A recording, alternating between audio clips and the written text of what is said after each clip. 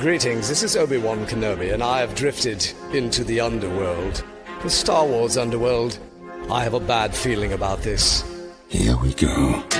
We must go to the lower levels. The underworld. You've taken your first step into a larger world. You're after something. Ben. Since I've started the underworld, I've met so many great friends. Chris. I grew up in the 1990s, and mall packaging is nostalgic for me. Dominic. What I love most about Star Wars is that it's fun and it's all around good times. So, this is where the fun begins. May the Force be with us. This thing really moves! Whoa! I like this! I can't believe you came all this way to see me. Why am I not in the intro? I gotta come up with a snappy line. Well, hello again, everybody, and welcome back to the Star Wars Underworld Podcast, your weekly source for all the latest breaking Star Wars news, reviews, and discussions. And this week, we are continuing our deep dive into the Mandalorian and Grogu, discussing the visuals. We're going to talk about the visual feast that we all saw in theaters a couple of months ago. We're going to talk about how they made some of those effects, talk about the different techniques, talk about some of the new things we saw. We're going to get into that in depth tonight. We're also going to break down some of the breaking news out of San Diego Comic-Con, an event I am desperately sad not to be at this year, especially given one of the things that was just announced. And we'll answer some of your questions in another iconic, beloved, terrific edition of Ask the SWU. First, though, introductions are in order in case you're new to the show or you've forgotten who we are. That can happen. My name is Dominic Jones, and with me, as always, it's the founder of the Star Wars Underworld, Ben Hart, the Star Wars guy. How's it going, everybody? It's good to be here, and it's good to be here on San Diego. I would say San Diego Comic-Con Eve, but no, it's we're well into this. And it's happening, and it's still exciting. Yes, we want to be there. Yes, it's really there. Yes, do we hate everyone that's there right now because we're jealous of them? Absolutely, but it's still very exciting. Con season is exciting, and SDCC is upon us. And yeah, so we've already got some reveals, like within the last 30 minutes, hour, like some very exciting stuff we're going to get into. So I'm very excited about all of that. Yeah, knowing that I wasn't going, I'd sort of like built up a little wall around myself to know, to sort of be like, yeah, to not know anything about what was going on at Comic-Con, because like I missed going, and I went for about 10 years and I really, really enjoyed it, and I do miss going. And I'd almost forgotten that it was actually this weekend. I had almost gotten to that point where I'd forgotten. I got a message this morning from our friend Corey, who just said, "Oh, misses having you here at Comic-Con." I'm like, yeah, I miss being there too. Also, it started, but now that we've had like a full day, you know, it's good to see everybody out there having fun. That's ultimately what it's all about. But we're going to start with a piece of breaking news, and it actually relates to something that we talked about on the podcast a couple of weeks ago. We were talking about, there was this panel that was all about the Lucas Museum of Narrative Art. George wasn't going to be there, but Matt Senreich and Seth Green were going to be on that panel. And we were joking, like, what could happen at this panel? And I said, they're going to announce that they're going to have a theater at the Lucas Museum of Narrative Art where they show all the episodes of Star Wars Detours that never got released. To be clear, I was joking. I thought I was saying something ridiculous that was never going to happen. Well, that panel just wrapped up in Hall H at San Diego Comic-Con, and lo and behold, Seth Green and Matt Senreich have announced that Star Wars Detours, select episodes of Star Wars Detours, will be screened exclusively at the Lucas Museum. So, man, it's happening. What a it's time! real. What a time to be alive. I was joking. I thought this was never going to happen. You guys have heard me promote. I have researched and written and rehearsed and presented. I've spent so many hours working on this panel called Star Wars The Untold Stories, a great chunk of which is about detours. I'm going to have to take that part out now. I'm going to have to come up with a whole bunch of new stuff because detours is going to be shown at Lucas Museum. I'm genuinely so excited. And like, let me tell you how excited I am that this is happening. I have put a self-imposed no-fly zone over the United States of America right now. Understand. I've made it the decision to not visit that country until a certain somebody is no longer in power. And that's why I didn't go to Comic-Con last year. It's why I'm not going to Comic-Con this year. It's why I didn't go to D23. It's why I'm not going to Rebel ScumCon. And that's why I'm probably not going to Star Wars Celebration.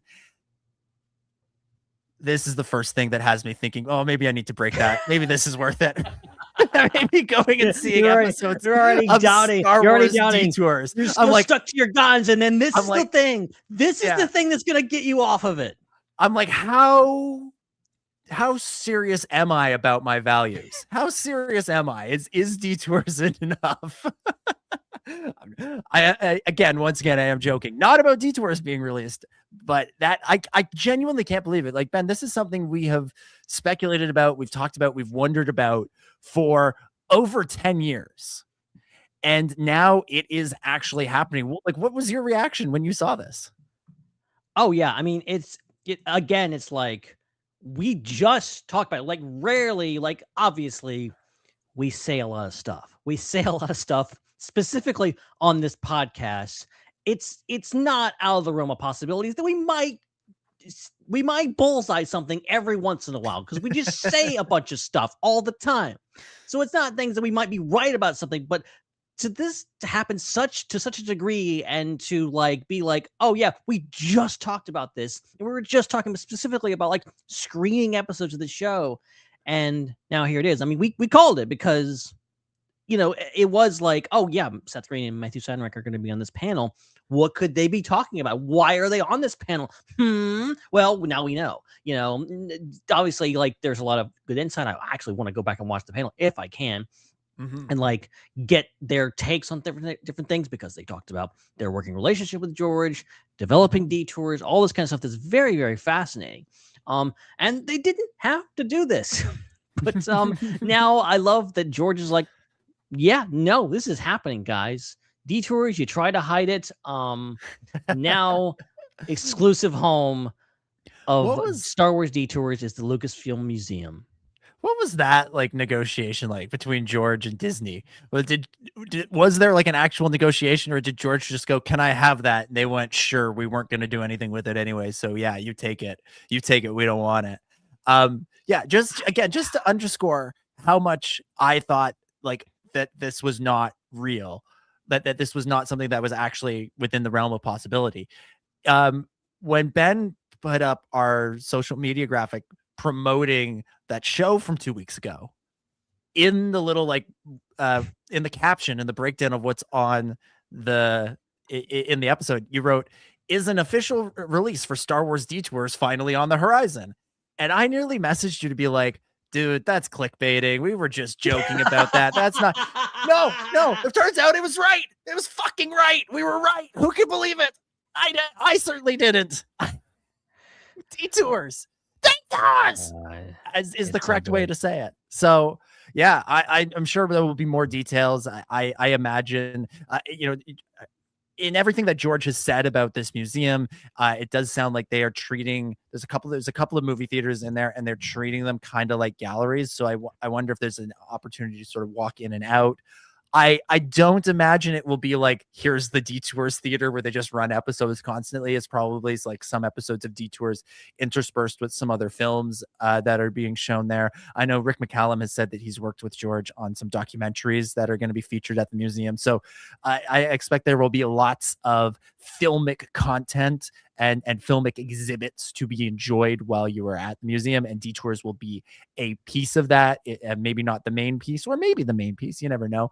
But it's going to be exciting, and I do look forward to one day going to the Lucas Museum, walking into a theater, sitting down, and watching an episode of Star Wars Detours. as I wanted to do since August 2012. It's been a long time coming, and I'm just picturing like talking about a potential negotiation. Like I'm like thinking, it's just like that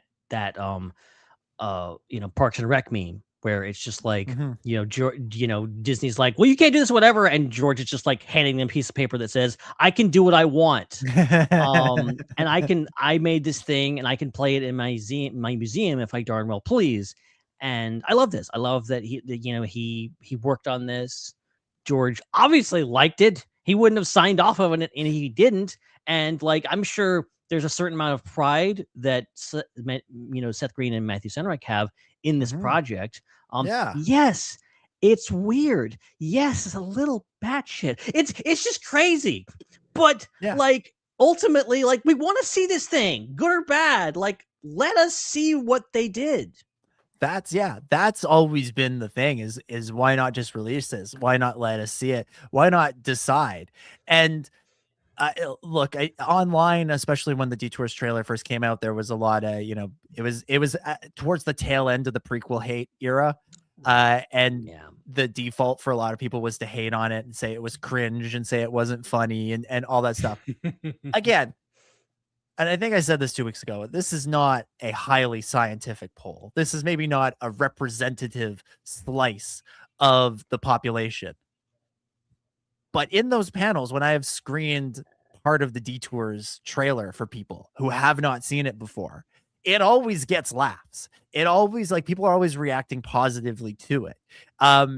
Again, that's a room of 150 Star Wars fans at a convention of 50,000 people. So maybe, again, not necessarily representative of the entire population, but there is an audience for it. And I think that audience is very likely the people that will be visiting the Lucas Museum. And again, they have said, George and Melody Hobson and the people that are the curators for that museum have said, it's not a Star Wars museum, but we understand that Star Wars is what's going to get a lot of people through the door. So they know that they are, with something like this, they are playing to the audience that is going to come. This is just another reason for people like us and everybody listening to this show to be excited about this museum, to go because we want to watch Detours. We want to see the life-size N1 Starfighter and props from the movies and Ralph McQuarrie artwork. And then their hope is that we will having seen all of that, we'll wander into the next gallery and see all of this other great art that George has collected over the years. Yeah, I mean, and I think, this is, regardless of what you may think about it, regardless of like the quality of Detours, it is ultimately like, this is something that this is one of the last things George Lucas created as the head of Lucasfilm and the creator of Star Wars. That's a big deal. And I think, and I'm a big proponent of just like, I don't care how bad you think something is. I think something is worth a second or third look. And this is going to be fascinating, like truly fascinating to watch these episodes and see where this all goes. Good or bad, I'm sure it's going to be a fascinating thing. I'm sure it's going to be funny. I'm sure it's going to be downright hilarious. Maybe a few jokes will be a little old, a little stale, being that this is many years old. But I think there's very, very creative people and very funny people that made this. So let's take a look and let the Lucas Museum be this place for stuff like this. Yeah, I remember one of the clips they showed at Celebration. This one wasn't released like officially, but you could find where a pretty good version where somebody had filmed the screen. Was one of the Stormtrooper characters. I think it was Donald Faison, the Donald Faison Stormtrooper. Might have been Breckenmeyer. It's one of them. Was talking about how his dream was to be a mattress salesman, and there was this extended like music video of him singing Salesman Dream to the tune of Katy Perry's Teenage Dream. So oh my God, I don't know what that has to do with Star Wars except the fact that it's a stormtrooper. So but it was a funny, cute song, and I think that sort of thing could even appeal to the people that the rare person that walks into the Lucas Museum who has the opposite experience of what the most of us. Most of us are going in for the Star Wars and then enjoying the other stuff. Who might go in for the other stuff and then also enjoy the Star Wars. There might still be some crossover appeal there. And you know, that song, I don't know, maybe this is me showing my age, but I think that song has had staying power. People still seem to like Katy Perry. Justin Trudeau certainly likes Katy Perry. So as a Canadian, I feel obliged to also like her. Yeah, I think you're kind of stuck there. But like, yeah, I mean, there's a lot to be. There's a lot of stuff going on here that I'm like, and there's a lot of clips of stuff that I've forgotten that I've researched on YouTube and be like, oh, that's in there. Oh, that's in there. That person's in there. This character's in there. You know, there's a lot of stuff in there. And, you know, it's not all just original trilogy stuff. Like, there's a ton of prequel stuff. There's Clone Wars references. Like, you know, it's almost a love letter to the first 6 movies in the Clone Wars in a robot chicken package. Yeah, I mean, we're gonna talk about the Mandalorian and Grogu, and who is everyone's favorite character in the Mandalorian and Grogu? Rada the Hutt, obviously. Yeah. Rada, you're gonna get a very different vision of Rada in Star Wars Detours, because this blows my mind. He was going to appear on the show as like a rebellious, snot-nosed teenager who had, you can see him very briefly in one shot in the trailer, who had like a punk rock mohawk and hated it if anybody called him stinky. So this was going to be like part of the show. Like they were truly building off of all elements of the Star Wars saga that existed in 2010, 2011, 2012, which is a pretty great thing. I think it's going to be a lot of fun to watch. I can't wait to see it. As I said, I've been waiting for this since I was sitting in the Orange County Convention Center in Orlando, Florida in August 2012, watching the super secret Star Wars panel. That's what they called it, in which Seth Green, Matt Senreich, and Todd Grimes and a bunch of the other creatives on that show introduced us to Star Wars Detours for the first time. Little did we know for a long time it would be the only time. But they were previewing the Lucas Museum all the way back in 2000 and 2012. They just didn't know it yet. Okay, so now, Dom, I have to ask. Okay. Now that you've understood your power, you have a gift. You have your magic lamp, if you will, that is this podcast. You can just speak things into existence as if you were God. Yes. What is the next thing? What hath you brought to us? Next. Sticking with this same theme. Much like I predicted there would be a theater where you could go and watch Star Wars Detours, there will be a library in the Lucas Museum where you can go and read all 50 scripts for Star Wars Underworld, the live action TV series that George Lucas and Rick McCallum were developing around the same time as Detours. They were developing with people like Ronald D. Moore and Chris Chibnall and people like that. They worked on all this stuff. Can't say it's not possible. There's tons and tons of concept art that was developed for that series, and you can find little bits and pieces of it hidden away here and there. There's one in the Solo Star Wars Story Art of book that is from the Underworld development. Like they're hidden away little bits and pieces everywhere. So yeah, I mean, that's not going to happen. That's never going to happen, but this wasn't going to happen either. I was joking 2 weeks ago, and I am joking again now. There we go. So Star Wars Detours in some format, in some way, will be, or some amount of it will be available at the Lucas Museum of Narrative Art when it opens. When is it opening? Is it opening this year or is it opening next year? Do we know that for sure? I think it's this year. I think it is this year too. I think it's September 20 something. Yeah. So it's soon. It is very, very, very soon. People will be able to see more of Detours than just the clips from Celebration 2012 the trailer online and that one episode that leaked online in 2020. So you can be able to see more than just that very, very soon.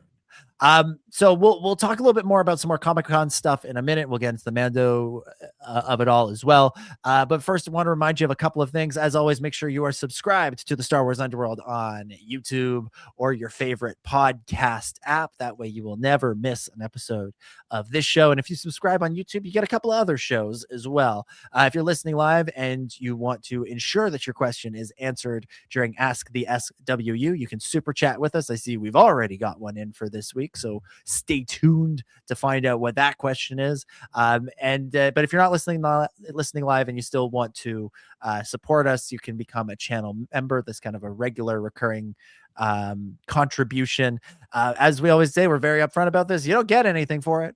We're not one of those cool shows that does stuff for its audience. But we do. It is greatly appreciated. It helps us keep the lights on and helps us keep the show free for everybody else.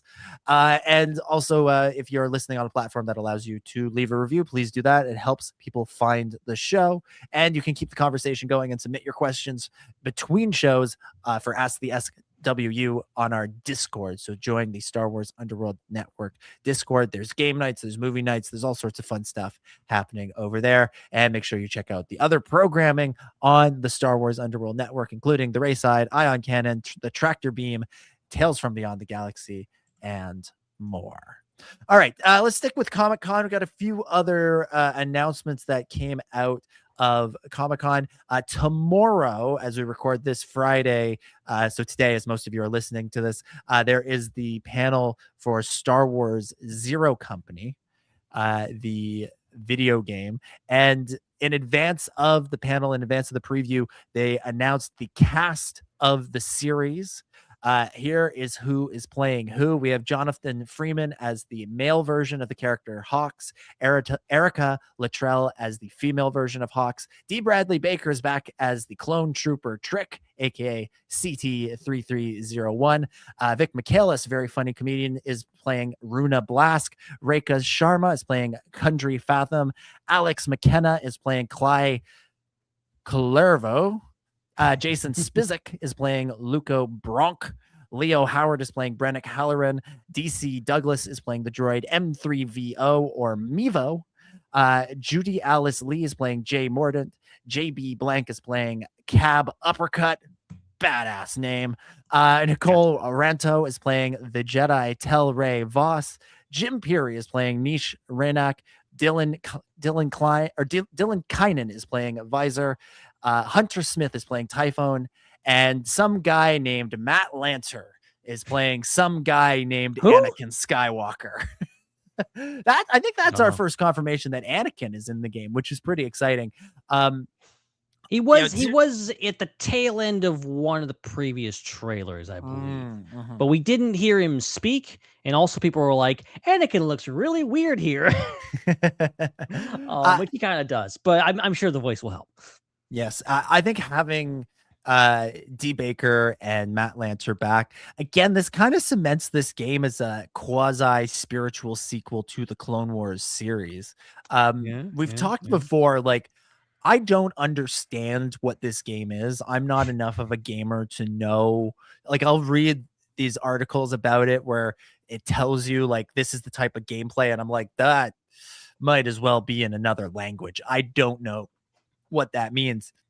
But then we'll get these little story details about it where we find out like there's a character that's an Umbaran, and this is like, and there's like some history and some beef with another character that relates to the Umbaran arc from the Clone Wars. And we'll find out the ways that the developers and the creatives behind this game have used the Clone Wars series as a jumping pad, as a launch point into more storytelling. And I think having two actors in D and Matt who were so essential to the Clone Wars series and its success, I think really helps link up all of these things and truly, make that era feel cohesive, even though it does sound like this game is going to be very different in tone, in appearance, in everything from the series itself.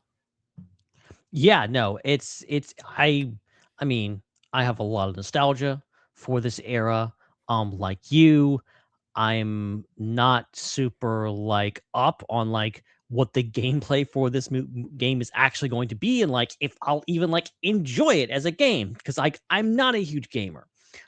But the setting of this looks really cool. The characters looked amazing. Obviously, the cast is amazing, and seeing some old favorites, and I just love the fact that like D. Baker and Matt Lanter in particular seem to be just standbys, just like always game to play these characters whenever they pop up, which is great. And it creates like, because like I've recently started playing Battlefront 2, and like, hearing those voices, like, and you add James Arnold Taylor into that and whatever else, like hearing those voices in another thing that's like a game scenario is crazy good. Like it's always just things. And then sometimes they'll say like the classic lines, but it's their character saying it. Like, it's always good. So this is going to add an extra layer of awesomeness and just kind of, real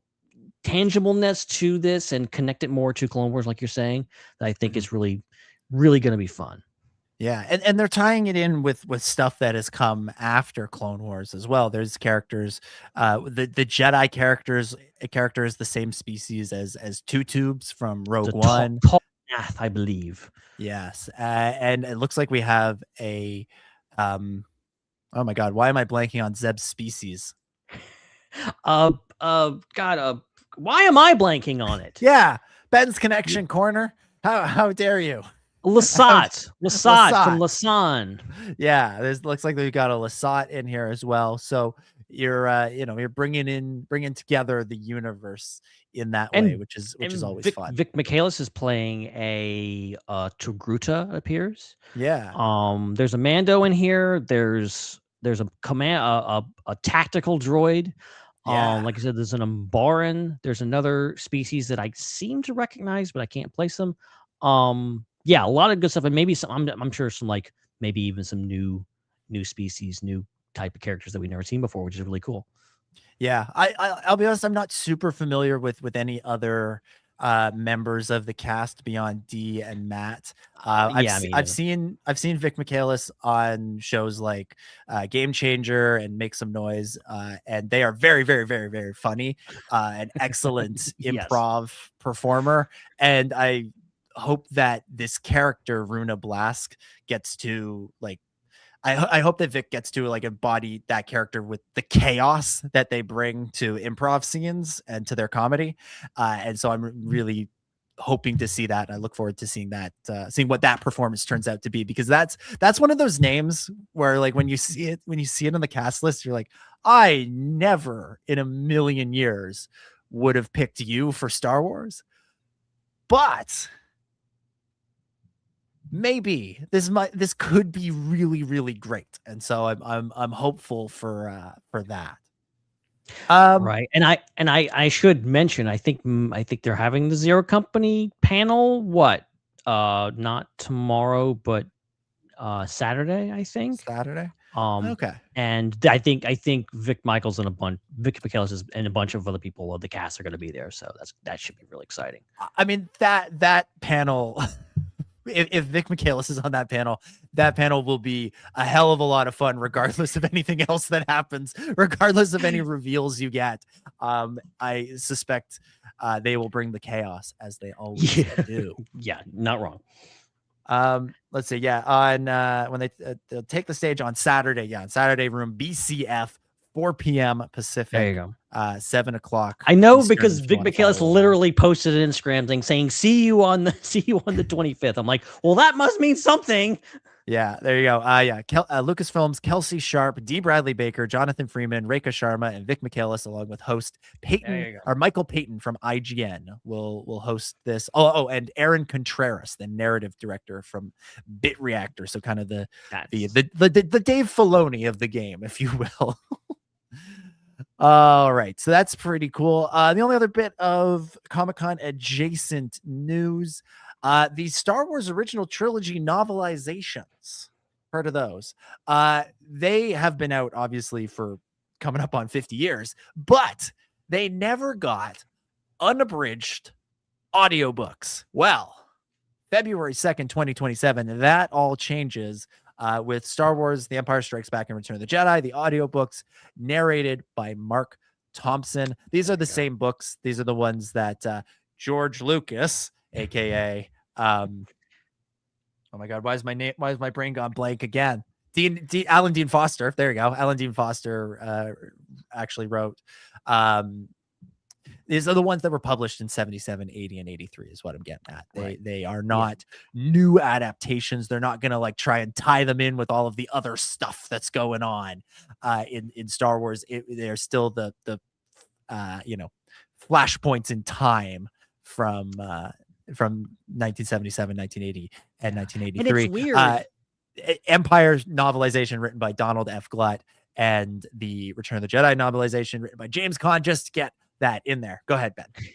No, it was weird to me going back, because a few years ago, obviously as the newer films were coming out, the sequel trilogy, Rogue One, all those, like I went through all of those audiobooks myself, and then I was like, oh, I should go back, and I should, because I hadn't really gone through the novelizations of the original 6 films. I should go do that. I did the prequels, and then started to go to the original trilogy, and they just didn't exist. And I was just like, what is this madness? The oldest movies do not have audiobooks, and I'm thankful that they're rectifying this, because I will absolutely, especially like Mark Thompson, come on, he's gonna nail it. This is gonna be really fun to have a modern just any audiobook presentation of these books, because I've never read them. I've never read any of them, so I'm very curious. I actually have the junior novelization of Return of the Jedi. I picked up at a thrift store one day.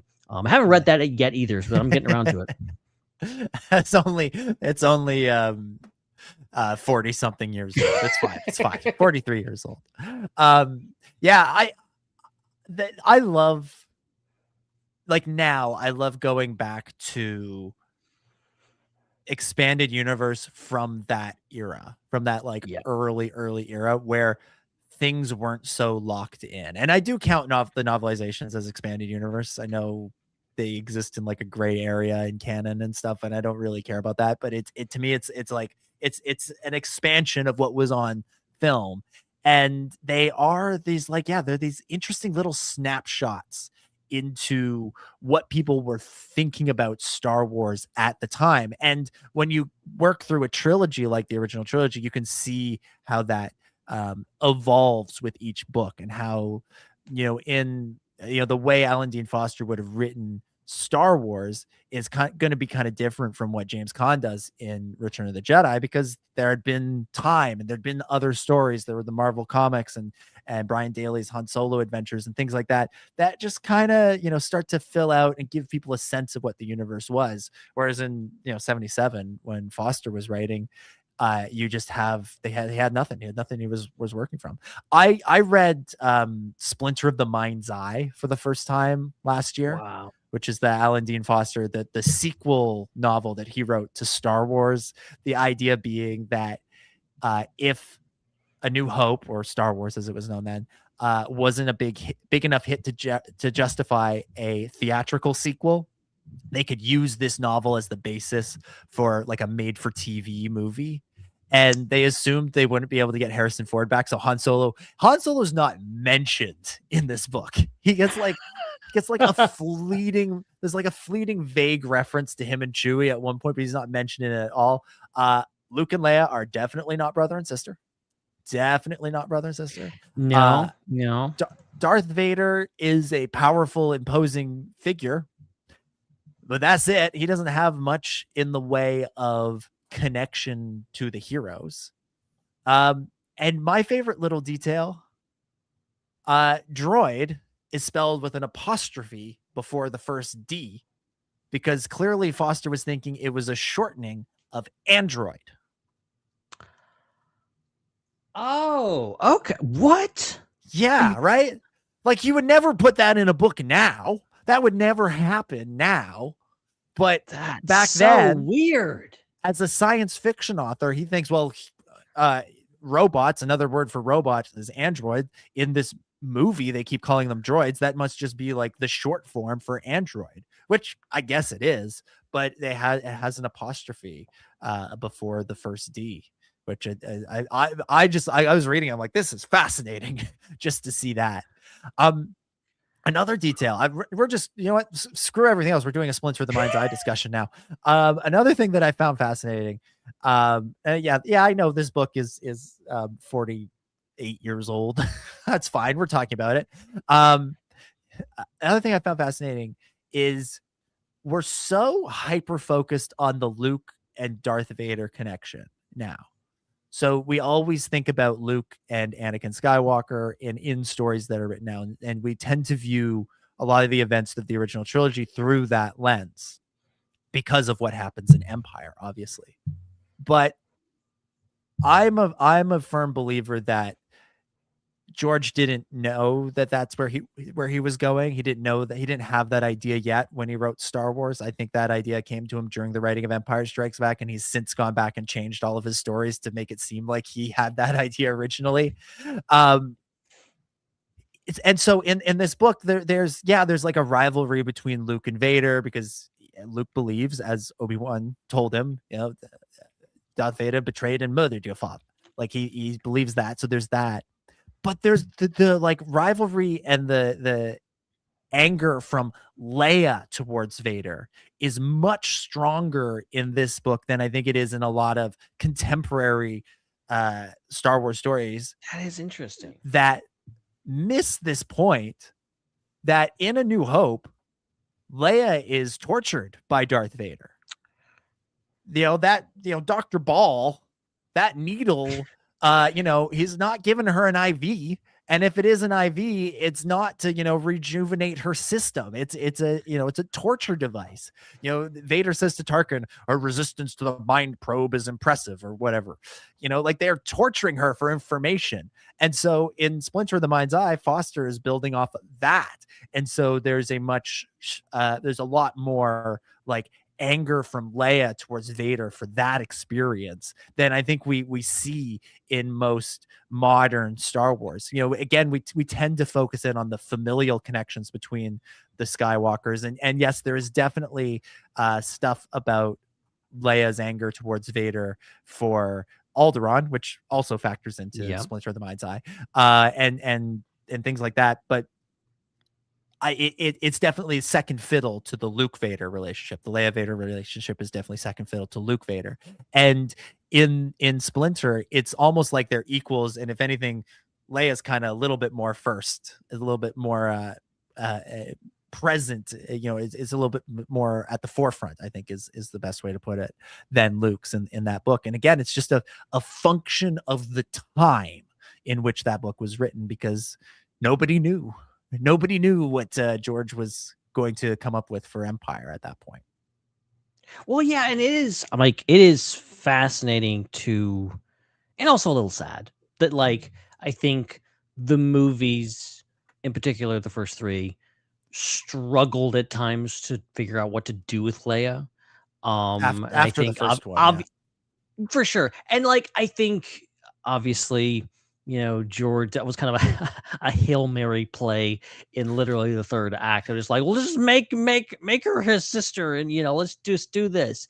And I think you can definitely attack a lot of the writing in Return of the Jedi, especially in regards to Leia, even though we all love it. We all love that movie. We love her. It's like, George, what are you doing here, man? And it's the whole thing with her, ending up becoming his daughter. How does that affect everything? And how do you look at New Hope differently after that? And how's this whole dynamic? I don't think, you have any even scenes in Empire Strikes Back where they are together. They are, they don't really have lines.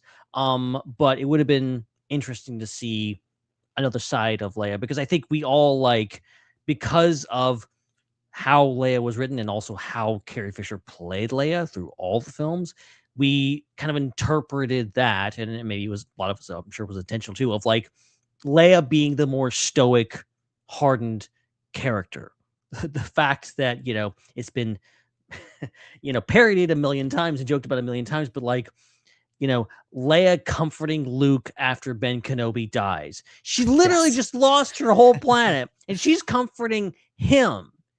And like, you understand why it's happening, but you kind of like, from a serious point of view, go like, well, she's the more grown up character. She's the more thing. She's got to keep it together. And then they take it further with, Leia after losing Han in Last Jedi, dealing with that and like having small moments where she's just kind of like trying to hold it together, but not really. And, it's very, I think the sequel trilogy does with that, I think is very interesting, but still tries to stay in the same ballpark of just like, yes, Leia is very, she's very hardened and, she's the hopeful one and blah, blah, blah, blah, blah. I think Leia is the most tortured character, both figuratively and literally throughout almost the entire saga. And, I think getting more from her would have been nice. Mm-hmm. The stories of the original trilogy era, a lot of them have been really told in comics and other medium, but I do think, for as much as I want them to explore other eras, there is still so much potential for like an animated series or something like that, either during the original trilogy, like between Star Wars and Empire, or even post Return of the Jedi, like in the years afterwards, like in the years between, let's say, Return of the Jedi and The Mandalorian, for adventures with Luke, Han, and Leia and Lando and the characters of the original trilogy, Chewbacca, the droids, all of them. Like I feel like there's still so much potential there for narrative, for interesting character arcs and narratives for them to be part of that have nothing to do with necessarily setting up the future. We don't have to explain why they are the way that they are in The Force Awakens. But I do think there's just great. There's a lot left on the table there if you want to go there to tell good stories with those characters. And if you think about it, it is bizarre and crazy that almost 50 years later, we haven't got that. We haven't got that show. Like outside of like the closest we ever gotten to it was the holiday special, that little animated bit where it's, Luke going off and, it's Leia's there and Han's there and like they're having a little adventure. Like we never got that, when so many other franchises have done this, taking their main characters, Ghostbusters, Star Trek, like literally all these classic franchises have gone off and go, yeah, this thing was successful. Now let's go do an animated series with the main characters and give them more stories to fill in the gaps. We never got that. And obviously it's because like now we're looking back on the Clone Wars. George set the example of just like, no, we're not doing the original trilogy. We're going to start with the prequels. We're going to take these characters, develop them. And now all those characters have gotten that treatment. We've got all these crazy adventures with Anakin and Obi-Wan and Padme and all this kind of stuff. But now I'm just like, yeah, you guys love nostalgia. You love referencing the original trilogy in a lot of ways. Why not do a show? But, we've continued on and, now we're in Maul Shadow Lord territory. I don't know if we're definitely heading that direction, but we haven't got there yet. And I'm, I would be all over that, like, because it's so easy to create new stories, hire new voice actors, animate it all. People aren't going like, I don't really see him as Han Solo, blah, blah, blah, blah, blah. Like, no, nobody cares. It's just an animated show and people just get on board with it and it's fun. And I think that would be amazing. Hey, can that be my wish? Can that be my thing that I manifest? Original trilogy animated show? Come on, let's do it. Yeah, that'd be great. Our buddy Din at F105 in the live chat says, I love that alleged quote unquote shadow animated show about Luke post Return of the Jedi, where he was more like a galactic Zorro, helping people out without being part of the system. Way back in, and this was like 2013. So this was like early Disney days when, when we were still first starting to hear rumors about what new shows and things might be. There was this rumor that people at Lucasfilm did shoot down, although they were shooting down a lot of things in those days that weren't necessarily as untrue as they said they were. I don't know about the veracity of this one. They may well have been fake, but it was set post Return of the Jedi, and Luke was he was kind of like a vigilante that people whispered about. That he wasn't like an epic hero. There wasn't a Jedi Order in the way that the expanded universe set one up. Something that I didn't love about the expanded universe, the old expanded universe, the Legends verse, as it developed, was that as the prequels came out, they started to really shoehorn the post Return of the Jedi characters into fitting the mold of the prequel Jedi, because that's what Jedi were supposed to look like. And so you wound up with Luke having a Jedi Council that was a lot like the prequel Jedi Council, to the point where they were meeting on Coruscant and using the old Jedi Temple and all that stuff. And I didn't love that, because I always felt like Luke should have a different story. And I've resisted engaging with a lot of current canon stories that are set in between Jedi and Force Awakens that suggest that Luke is building a Jedi Order that is not the same as the prequel one, but more prequel-esque. A lot of the stuff that Charles Soule has written, and there's some reports about things that might be coming down the line in other books and potentially even other movies. And I'm like, I don't love that idea. I wanted to see Luke really try and break the mold, even if he failed. Like, you can still get to that point in the sequel trilogy where he failed, and still has to try again. And that idea of him being, the vigilante, kind of a bit Batman like, I thought was kind of interesting, or I thought was really interesting, and I would rather that be the direction that they go with those stories. Although they seem to be laying down the groundwork for not full prequel era Jedi, but something that's a bit more familiar with Luke's Jedi Order, which it's okay. It's okay, but that's why it's one of the reasons I've resisted engaging with some of those stories. Right, for sure. All right, so that apparently was a discussion about the new audiobooks that are coming out of the original trilogy novelizations. Love it. Apparently that's what we were talking about there. Let's get into the Mandalorian and Grogu. This is our continuing discussion of this movie that came out. I kind of can't believe it's coming up on it's been 2 months. It's been 2 months actually at this point. Yeah. Since we first saw this movie, since you were here, Ben, since we were in the same place, you and I sitting there at the Canadian premiere, kicking back, drinking blue milk at the bar beforehand, and then going in. And I shouldn't say bar, I should say cantina, because it was literally a cantina. Yeah, literally. And then sitting there in IMAX watching this movie for the first time. And a big part of the IMAX experience is, of course, seeing these visuals on the biggest possible screen in a format that includes the aspect ratio that is different than what we usually see. So Ben, I'm gonna toss this over to you. You have been so good at coming up with these discussion topics, so I want to let you go good first. I don't know about that. I think you've been good. So I want to let you go first and talk about your sort of overall feeling on the visuals of this movie. Okay, I do want to preface this by saying that given the way things are going, I really didn't intend this for things. I just kind of pulled this little discussion topic out of a hat here. But I feel like this might be one of our last, if not the last, like big overall discussion topics we have on this movie. Because the fact that, San Diego Comic-Con is going on right now. Rebel Scum is coming up very soon. Ninth Jedi is releasing very soon. We've got video games. It feels like we're turning the page on Mandalorian and Grogu, and that makes me a little sad. I mean, the movie is out on digital as of now. It'll be out on Blu-ray and everything very soon. People will be watching it at home, and they'll be talking about it more, hopefully. I am planning to talk about this movie ad nauseum until I die.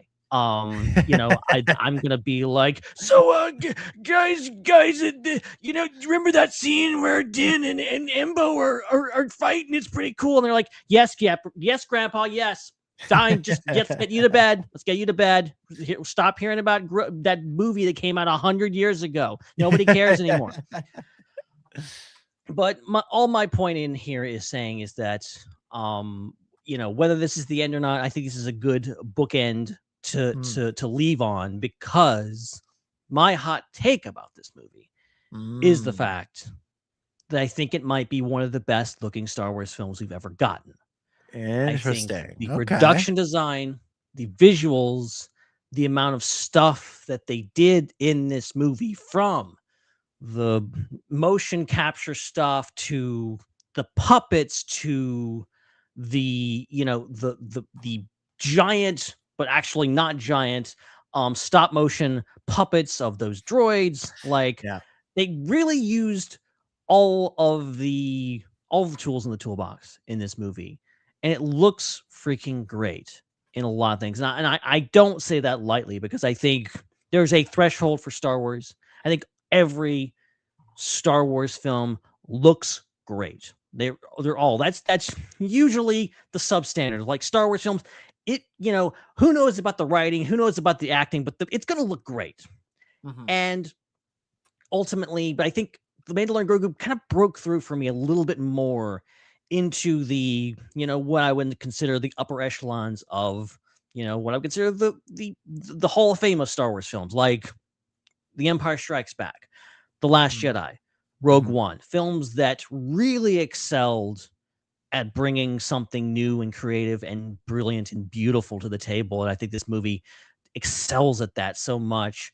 I love seeing, everything from the puppet work with Grogu and the Inzellans to these, the snow environments and all these new things it brought to the table. And then, just like these beautiful new environments. They really did a wonderful job of like creating this new thing and making jump up, because we were talking about this going into the movie of how can they up the ante. The Mandalorian and Grogu, the Mandalorian in particular, the show looks so good most of the time.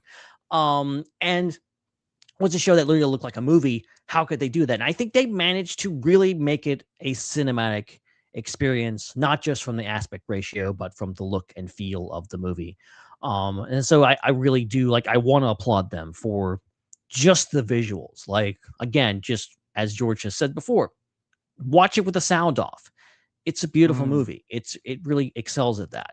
So I'm gonna stop rambling. I'm gonna let you say something, but I want to get that off my chest, because I really just wanted to highlight this. And if we don't say anything more about it, that's fine. But it is a movie that I think it deserves its praise for its visuals.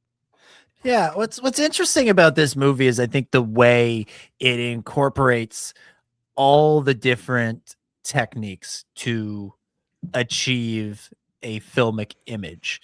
And I think it's something that it's Jon Favreau really tapping into something that is very George.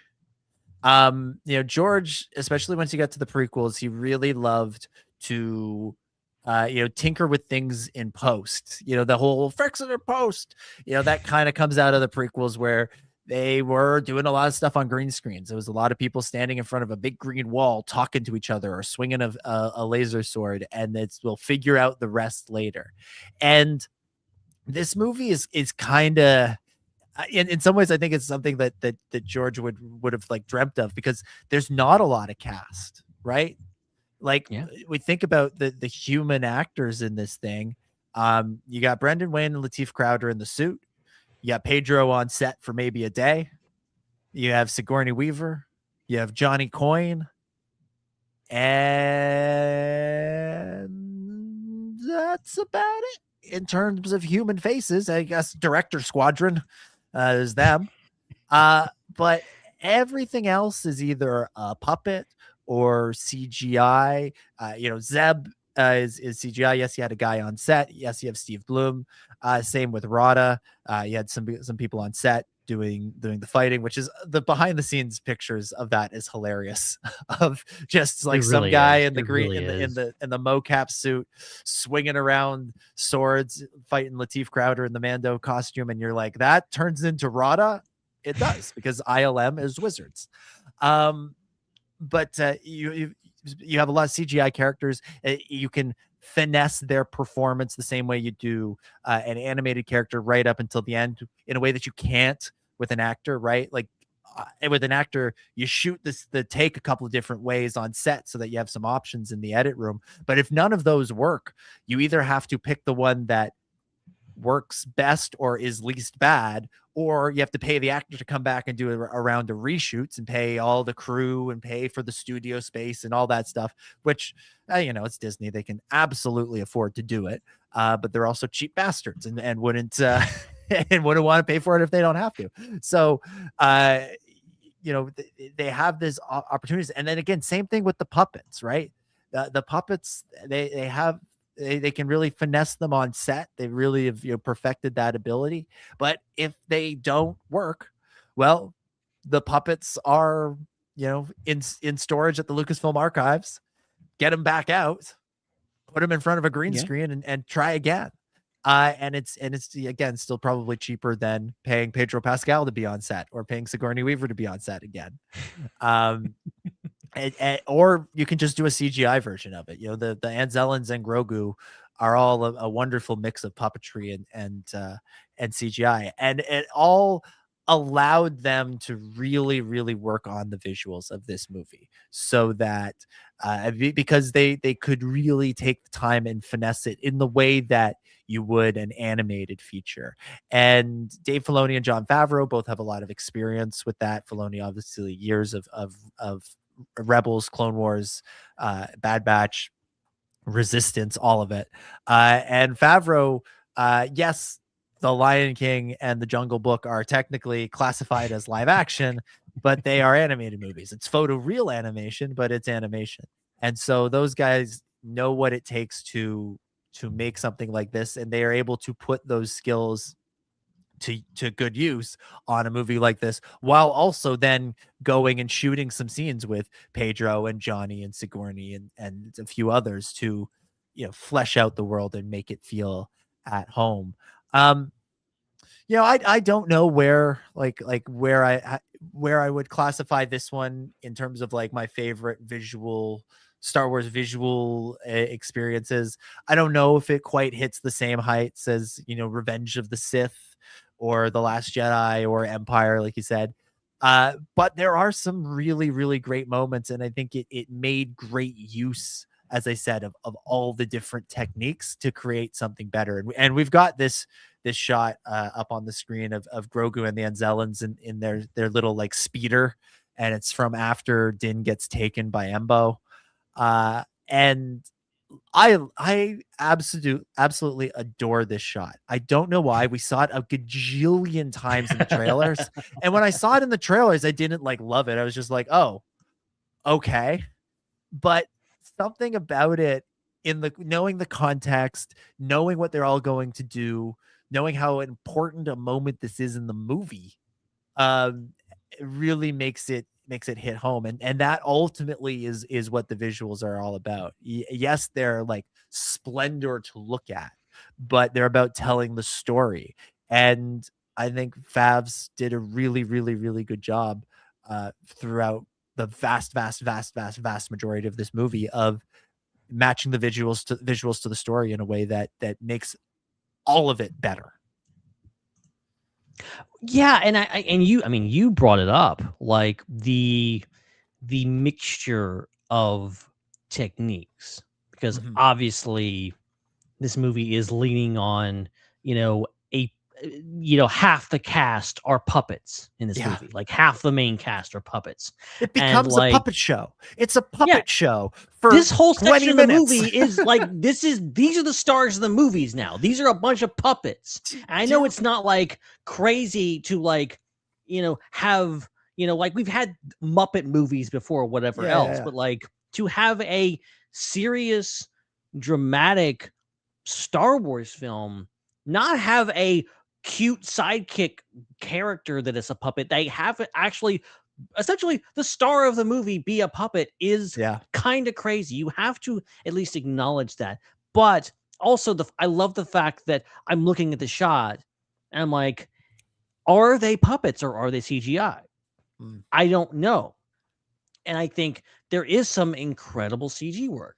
Like I heard criticisms. I heard a lot of criticisms of people going like, Zeb doesn't look that great. Oh, Rhoda doesn't look that great in some shots. And I like watched the movie back like with those criticisms in mind, going like, oh, they must be right. And I'm like looking for the scenes and looking for things. And like, I really couldn't find them. Like I've only seen the movie 4 times. You know, give me a break if I'm wrong here, but I really don't see any glaring mistakes with the CG. I think it was really, really well done and integrated greatly with all the other things, with stop motion effects, with the puppets, with the live action footage, and melding all that together. And I think it, you know, it shouldn't be a compliment. It shouldn't be like a surprise that like, oh, they made photorealistic CGI. This is really cool. Like we're 20 years after, 30 years after plus after Jurassic Park and all these great movies that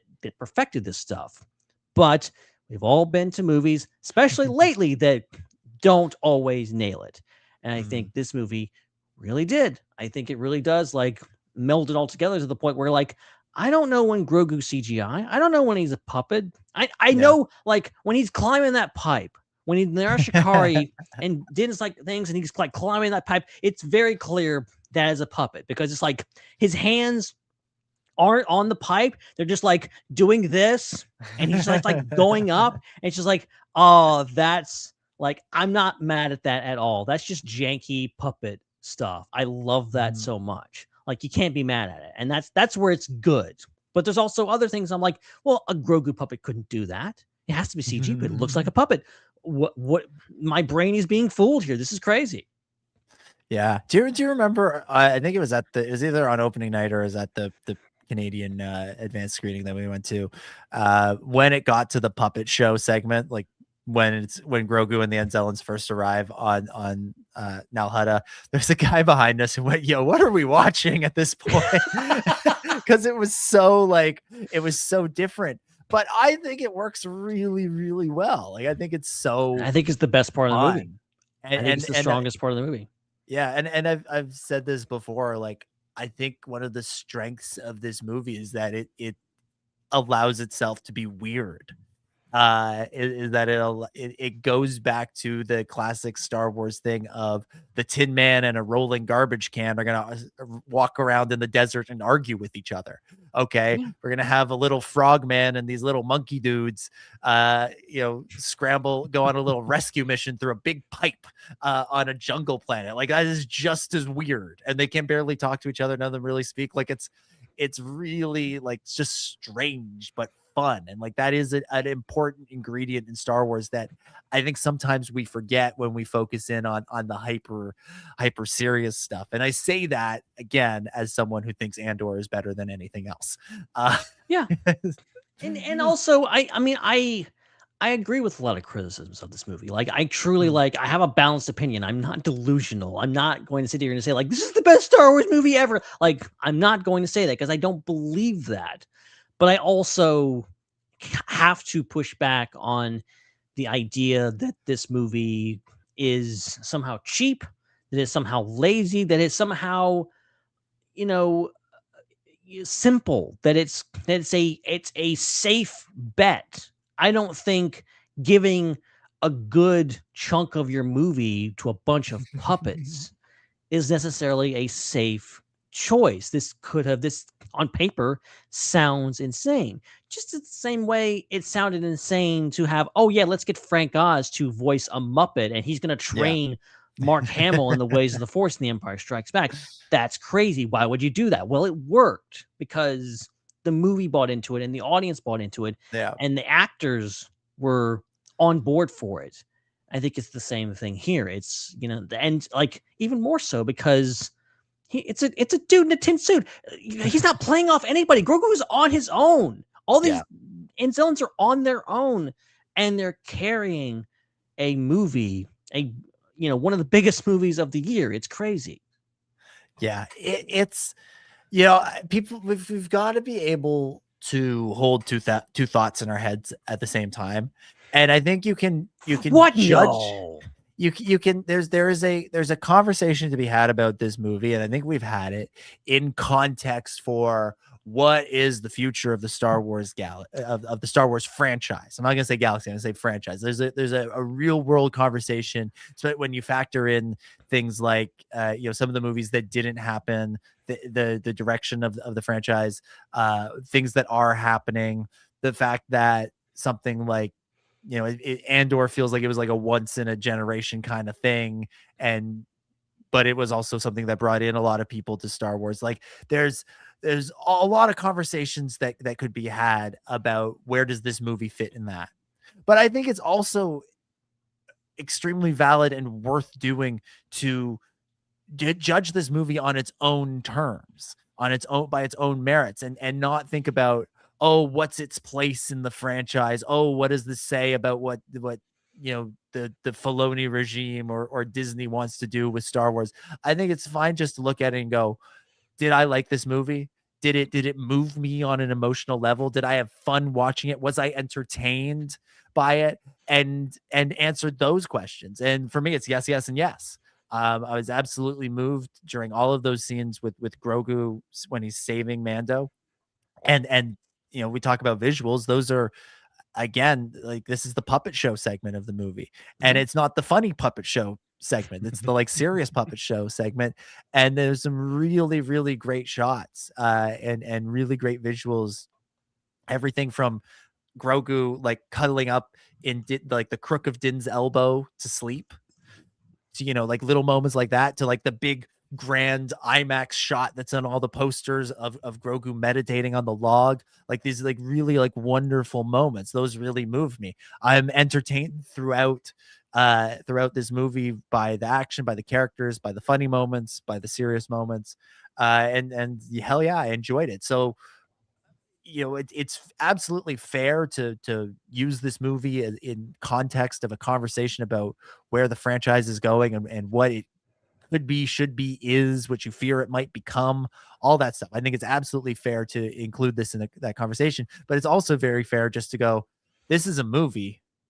Did I like watching it? Was I moved by it? And that is actually, I think, that the merits on which we should judge movies and art in general is was I moved by it, and did I like it? Yeah, I mean, and this is obviously an internet thing, not it's a human thing at its core, because we are all human and we're all weird. And when we get on the internet, we get even more weird, and we want to either, every movie that is ever made, it fits in either one or two categories. Either it's the best movie ever made that, is absolutely flawless, or it's an abomination to humanity and should be burned. There is no in between. There's no in between. And like I was saying earlier, I'm someone who's I love taking a second look at things. I have seen Batman v Superman: Dawn of Justice at least twice, if not 3 times. And you can't go anywhere on the internet without finding someone with very strong opinions about that movie to this day, either positively or negatively. And I'm somewhere in the middle. I think it has some pretty darn good ideas, and at times is very entertaining, but also it's a weird ass movie. Yes, Martha still does not work at all. Martha scene. But I love thinking about it and going back to movies like that and being okay, everyone else is dismissing this. What is actually here? What can be actually discussed? And you apply to Star Wars, people will dismiss the sequel trilogy. They will dismiss the prequel trilogy. They will dismiss The Last Jedi or literally anything that's been made in the last 15 years just because they don't like a few things here and there. I think nuanced conversations are always way more fun. And it's not coming at this from a bad attitude of just this is not Star Wars. No, it is. Let's talk about it. The Rise of Skywalker is Star Wars. It is part of this canon. It is part of this universe. Let's talk about it. Let's not come at this upless like, well, I don't accept that. Well, too bad. It is. It's a movie. It's here. They're not going to remake it. It's there. Okay, get over now, it. Ben, I have a almost. petition. I have a petition that has been signed by all of these people to remake The Last Jedi, and I'm going to do it next week. I swear. Give me money. It's just, yeah. So like the Mandalorian and Grogu is here to stay. Let's talk about it. Let's continue to talk about it until we're all dead. Yeah, exactly. Exactly. Let's talk about what are some of the other like visual moments in the movie that really stood out for you, Ben? Like what's a sequence or a scene or even a single shot that really, when you think about this movie, you think, that. Well, I think besides the things we've already talked about. Right. Yeah. Because I'm trying to like remember. Like I said, I haven't seen the movie in a hot minute, even though it was in my theater still playing like a couple of weeks ago. And I almost went. And I'm mad at myself for that. But I'm gonna get the Blu-ray. It's maybe not my favorite sequence, but it is like on the scale of ridiculousness and on the scale of like visual, this probably should not work, but it does. The whole pit fight is astounding. Like all those creatures, Rhoda in a pit, and he's sometimes, using his like fists to like propel himself forward, and he's rolling around, and then you have all of the Dejaric aliens coming in and just wrecking house, and it's just like this. I'm watching this. This is a Dejaric board. This is brilliant. This is amazing. This is crazy, and putting Mando in the middle of that is just, it's again visually interesting, visually entertaining, and something that you never thought you'd see. And I think they did a brilliant job of like making that happen. And again, like blending all the elements, like you can imagine, most of the things in there are CGI, most everything, but there's no like jankiness to the visuals of being like, oh, I don't buy any of this. I don't buy that Mando, this live action character, is fighting this animated character. You just kind of all buy into it because it is very well done. And I think that's something that it happens a lot in movies. I'm just like, I'm not buying this. It feels like these two characters aren't even in the same room together. They're having a conversation, and I don't buy it because I feel like they were both in green screen rooms on opposite sides of the world, and there's no emotion here versus this, which is like all these very inhuman characters bringing something to the table, which is very interesting. Yeah. 100%. I'll throw in the sequences in the Hutt Palace, specifically the first sequence when Mando and Grogu first arrive, and just seeing how weird and creepy and dirty that place was, and just having all of these like almost like borderline gross out shots of the huts there, like so bad, so gross. Yeah, like long before we get to the puppet show sequence, that was the first time I went, okay, this movie is truly going to be as weird as I was hoping it was going to be from everything we had heard leading up to it. I was like, this is just strange. We haven't seen anything like this before. And this is like, it's maybe a little indulgent, but not in a bad way. Right? Like it's the character, it's the opportunity that a movie allows, both in the freedom of the runtime, but also the larger budget of like, we don't have to spend every single dollar exclusively on shots that move the plot forward. We can have stuff that is really just atmospheric and tonal and just gives you a sense of what the world is and what the scene is, right? Like in the show, you don't get a lot of just like superfluous shots that are just about letting you know what's going on in the world. Every shot has to, be moving the plot and the story forward in a very direct way. And so the challenge then for the production designers and the directors and the cinematographers is to do interesting stuff within that frame that tells you everything you need to know about the world and gives you a sense of what that is, while also keeping the focus on the two characters talking or the characters fighting or whatever it is. With a movie where you have the budget and you have the time to just go, let's just like point the camera over there for a second and see what's going on, you can do more of the like creepy, weird stuff that we see as they're walking through that hallway. And you know, this is something that Star Wars movies have always done. Like, you know, you step into the cantina, you know, you don't just follow Luke as he walks in, right?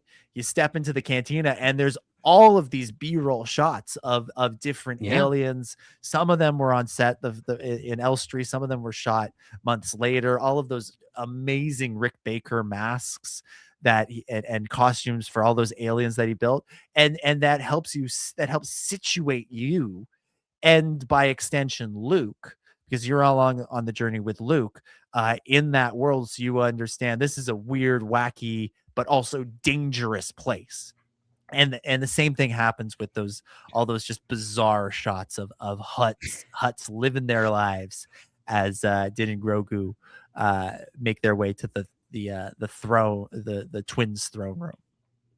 Yeah, and I was when I first watched the movie a couple of times, I was kind of hypercritical of those scenes, because I was like, okay, this movie's not that long, but it's still taking a long ways to like, couldn't you just skip this part? You know, couldn't you just got to the Shikari? Like, it feels like we're taking a long time to get where we're actually going, which is like finding Rhoda.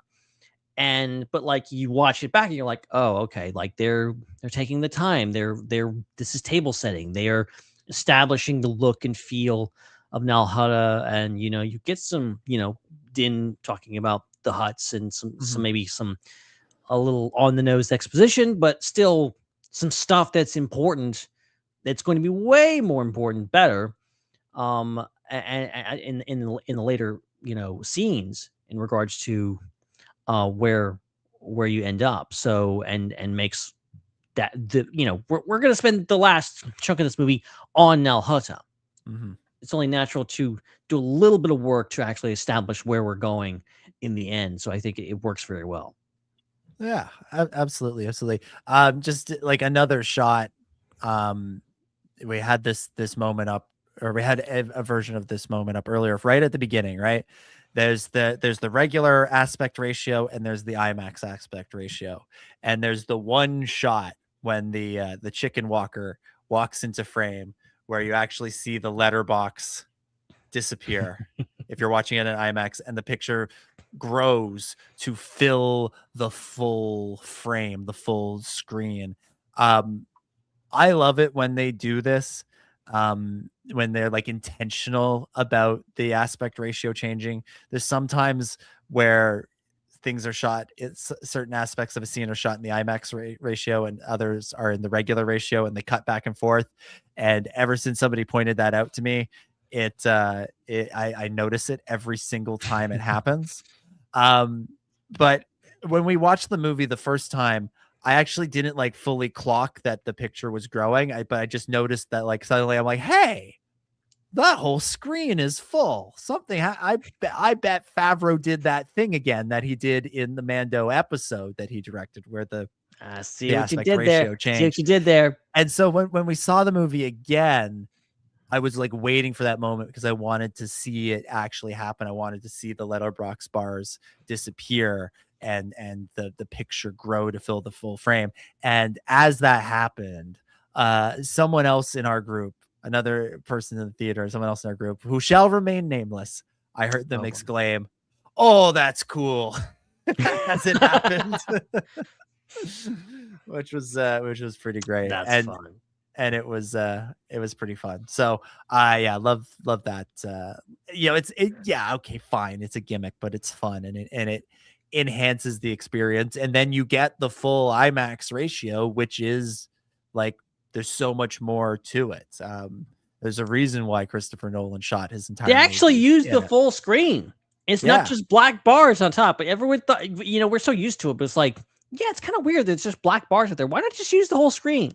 Yeah. Well, I mean, the IMAX. Jon Favreau came along and said, "Hey, I'll do it for you. I'll do it. I'll be the first one. Use the whole screen."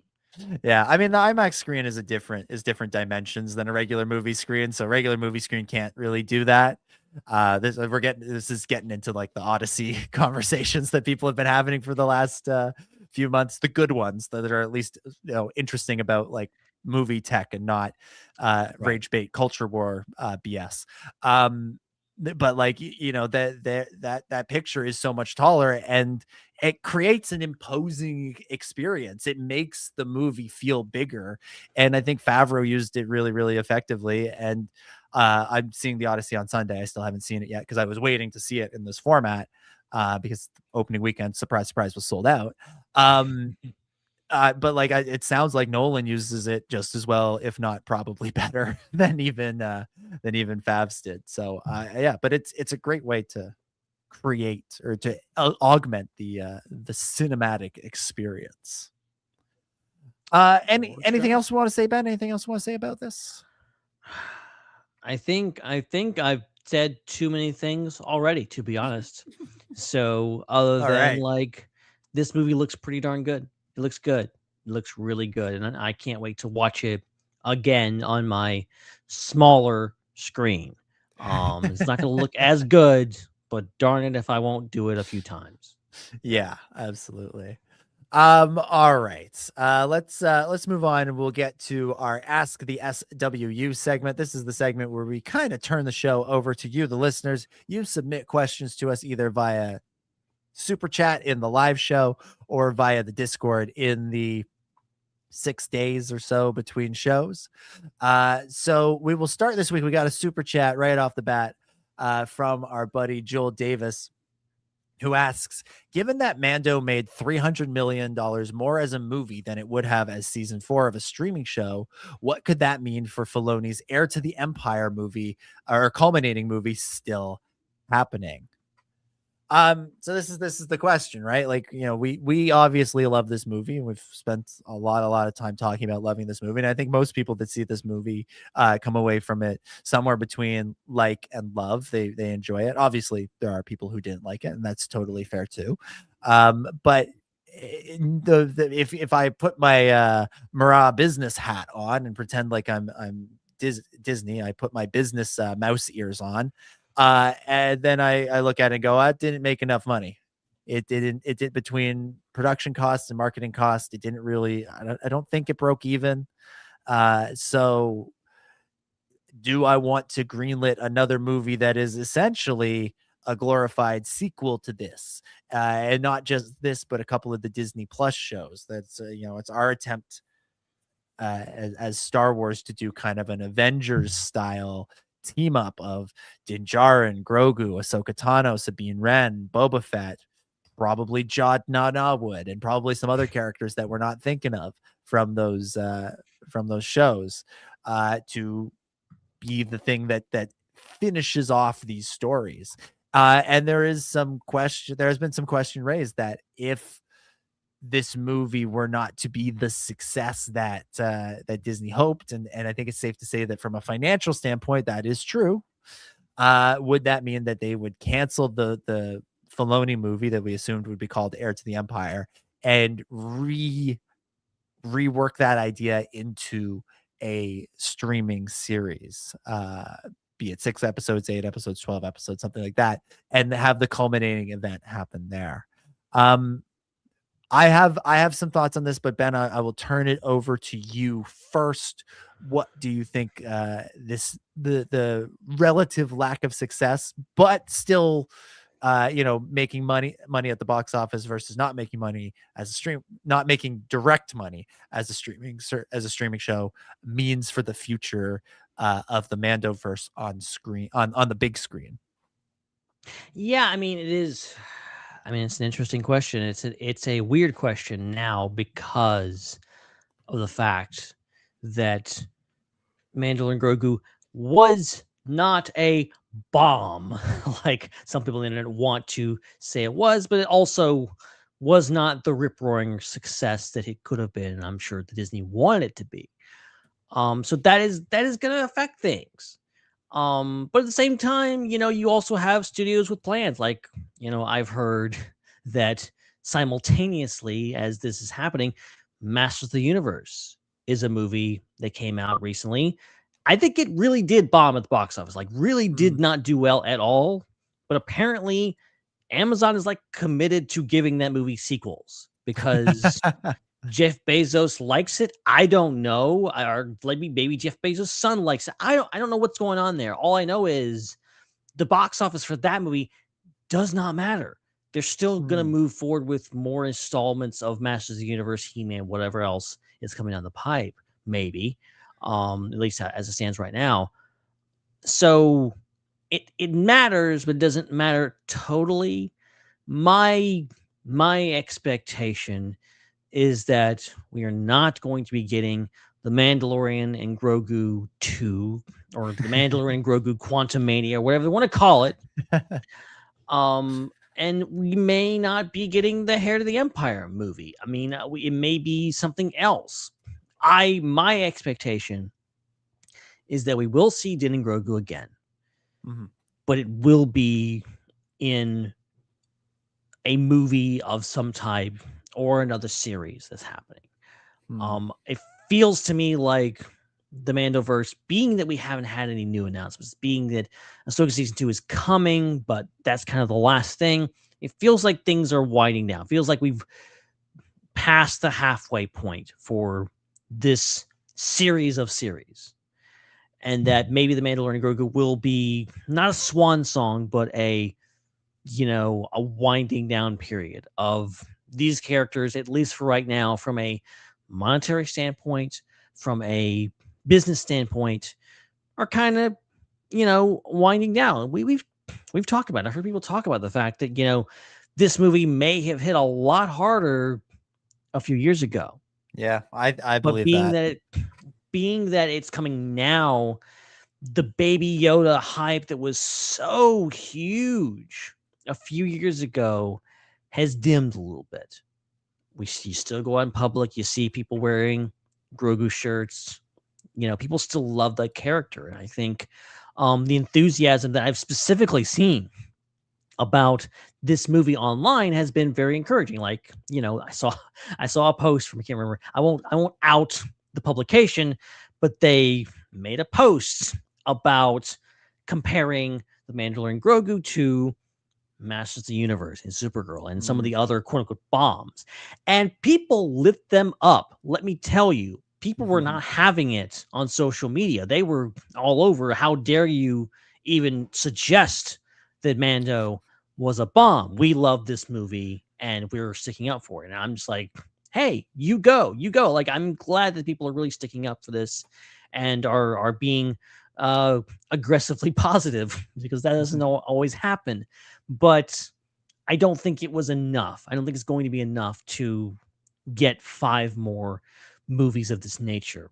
I think Lucasfilm is moving on to new, bigger, and better things. I think Starfighter is going to be more or less the path forward of pushing the franchise past the Rise of Skywalker into a new era. And I think if Starfighter really hits, I think we're going to see more of that. And maybe that's what they're waiting for, is to see how good that movie does.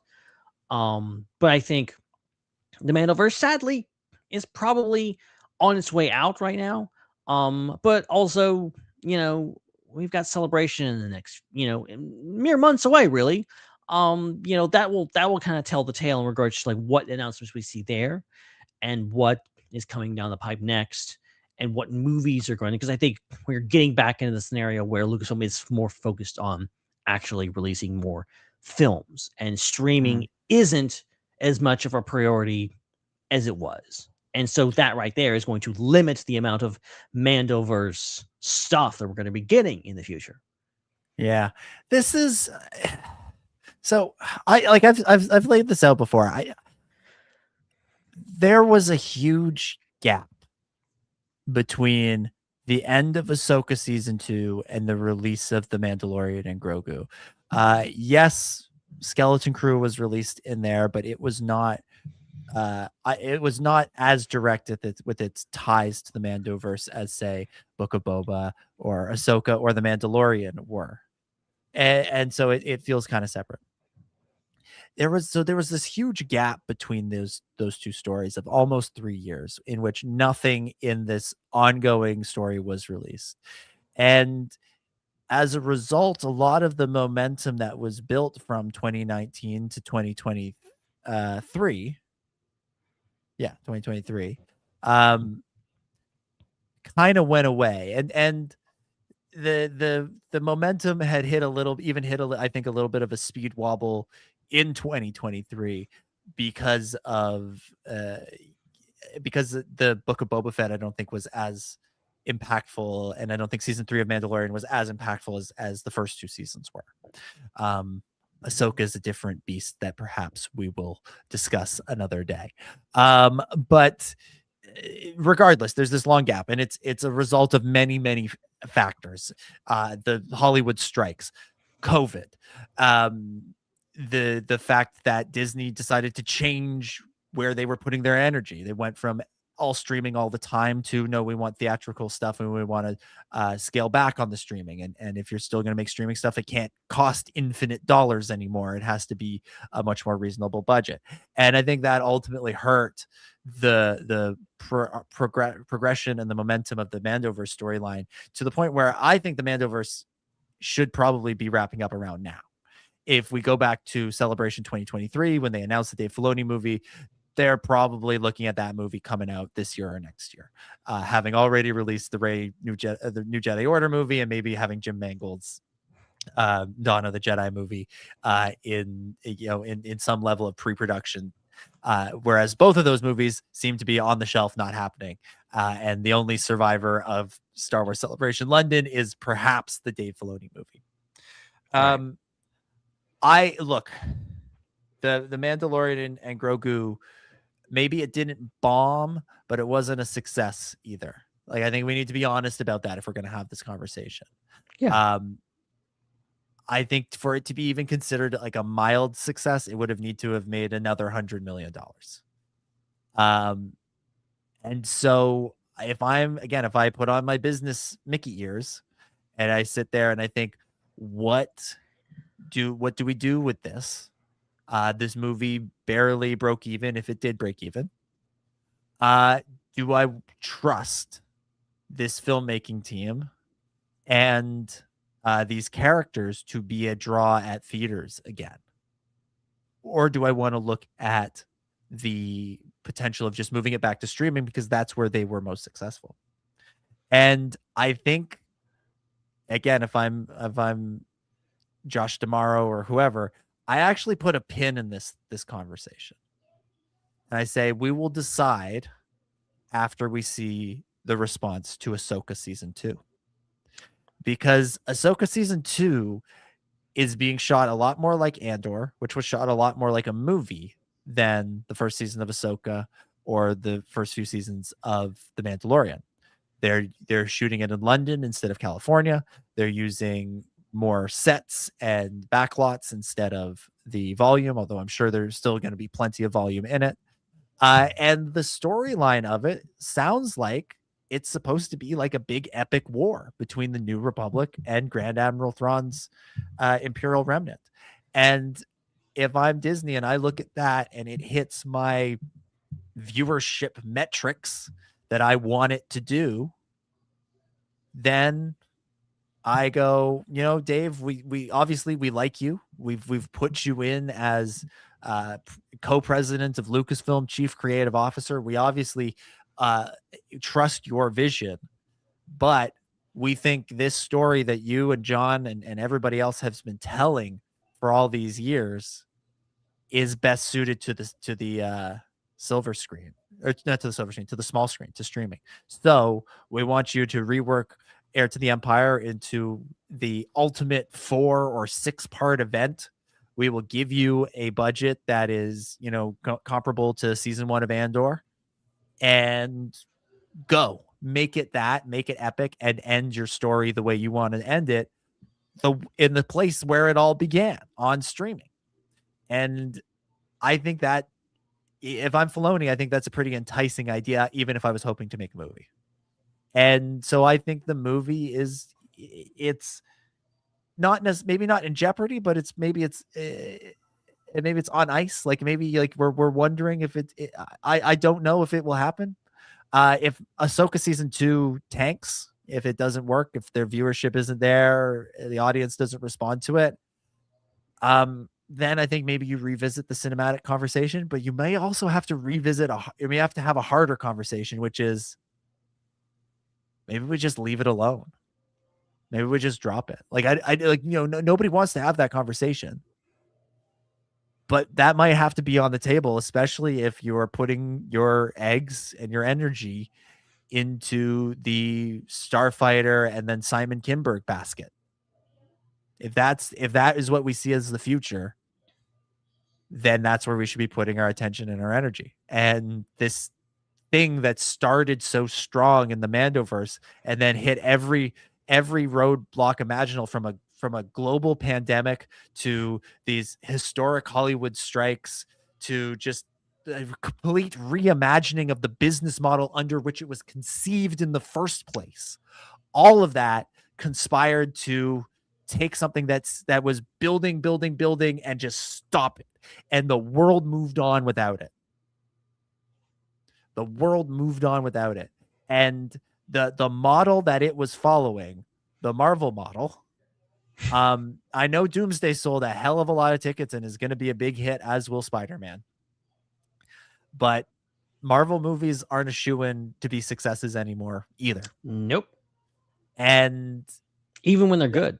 And again, and Marvel got caught in a lot of the same traps that Star Wars did, right down to the fact that they were building up something around an actor and then they had to get rid of that actor for very, very different reasons. Let's be 100% clear. They're not the same situation as all, but Rangers of the New Republic and the Kang Dynasty are both victims of the fact that we had this idea around this actor and then we couldn't use that actor anymore. Again, very, very, very different reasons. Am not saying they are the same. So it's just the world has changed. Audience tastes have changed. People maybe aren't. Iman Vellani, the girl who plays Kamala Khan, right? She said she had a great quote recently, which is Gen Z still loves superhero movies, but Gen Z doesn't feel they have to show up for every single one. Millennials, Gen X, for those of us who love these genres, it wasn't a guarantee to have even one superhero movie in the theaters. And when you go back further and further, like by the time you and I were growing up, there was one a year. There was at least one a year, maybe two. But you go back before that, it was not a guarantee to have even one. And so if you like this genre, you were showing up for it, even if it was just an okay movie. And I think we're honest with ourselves about a lot of the multiverse saga. There's a lot of just okay movies in there, but they were doing something that hadn't been done before, this interconnected universe. And the movies were good enough that it was scratching that itch. And we were seeing something we hadn't seen before that we wanted to see as fans of superheroes, comic books, science fiction, fantasy, like that whole, what they call genre entertainment. Because they were doing that, we felt like, we should show up for this because we were interested in this. But that's been done. Gen Z is like, we can watch all of that on streaming or on Blu-ray or illegally downloading it. Like, that's already been done. We don't need you to do that again. You need to show us something we haven't seen before. And I think that applies obviously to Marvel. It applies to DC. It applies to Star Wars. It applies to Doctor Who. It applies to Star Trek. All of these franchises that flourished from, let's say, 2000 to 2020, had a great 20 years there, are all kind of in a weird place where we're all sort of like, is this working? Are people interested in this anymore? And I think people are, but you got to show them something new. It can't be the same thing over and over and over again. It can't go back to the same tricks. And I love the idea of Heir to the Empire, and I love the idea of an interconnected universe. But I'm sorry, after season 2 of Mandalorian, the stories have not been good enough. They have not. There are great moments within the stories. Book of Boba Fett, episode 2, Ahsoka, episode 5, Mando season 3, episode 3, maybe. Like there are great moments. That 20 minutes of Grogu in the Mandalorian and Grogu, there's great moments.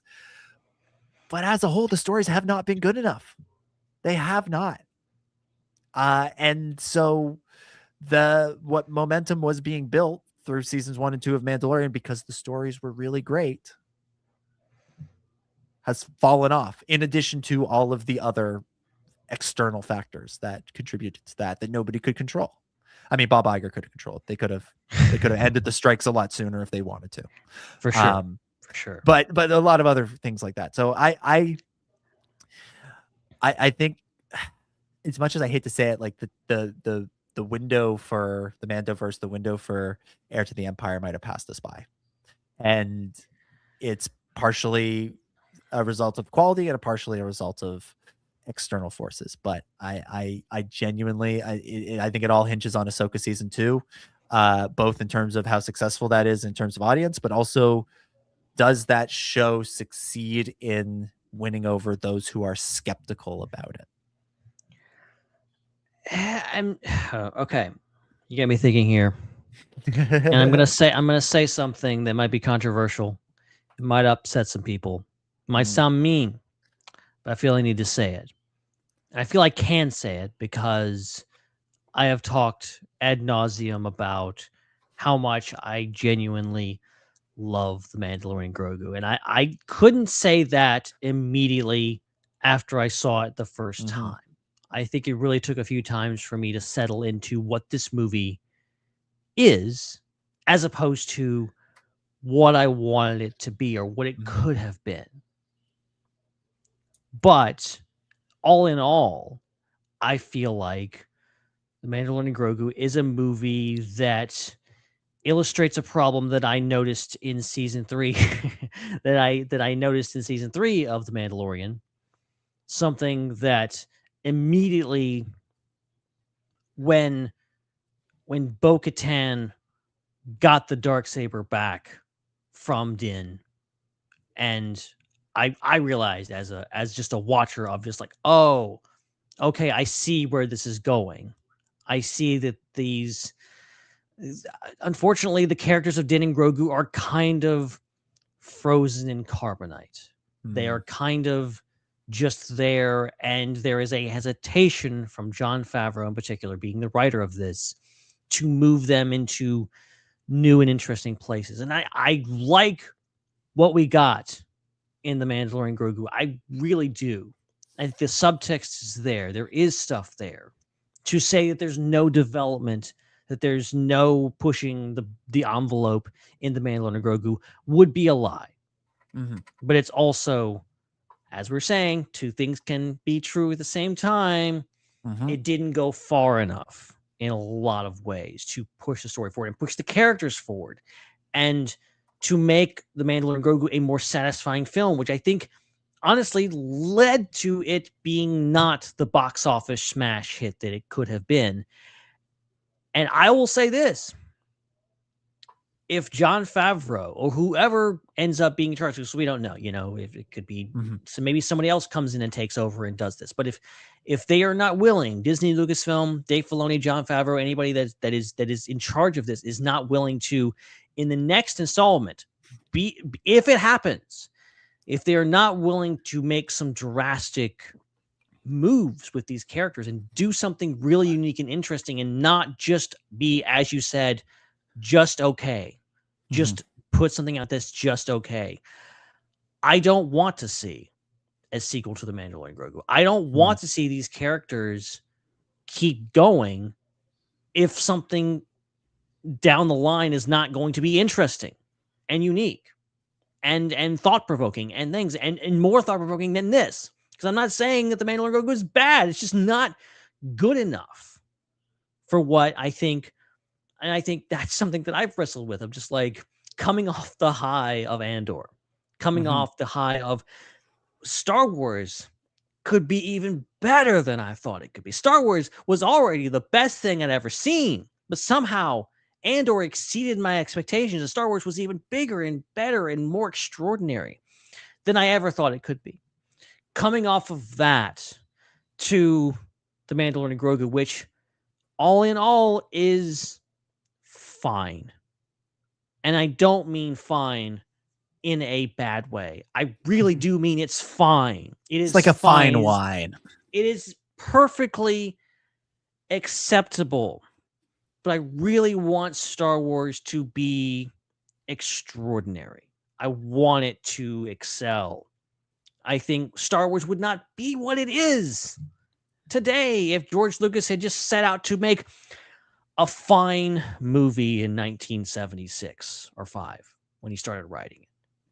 He set out to make something extraordinary, and Star Wars needs to be that. It needs to have those higher echelon expectations and hopes. And if you're not going to do that, maybe The Mandalorian and Grogu needs to be the last time we see these characters. Maybe just let them stay as they are and let's move on to something else. Yeah, it's an interesting, like, it's an interesting question. If we start thinking about like the story of the next saga of the next movie, if it is this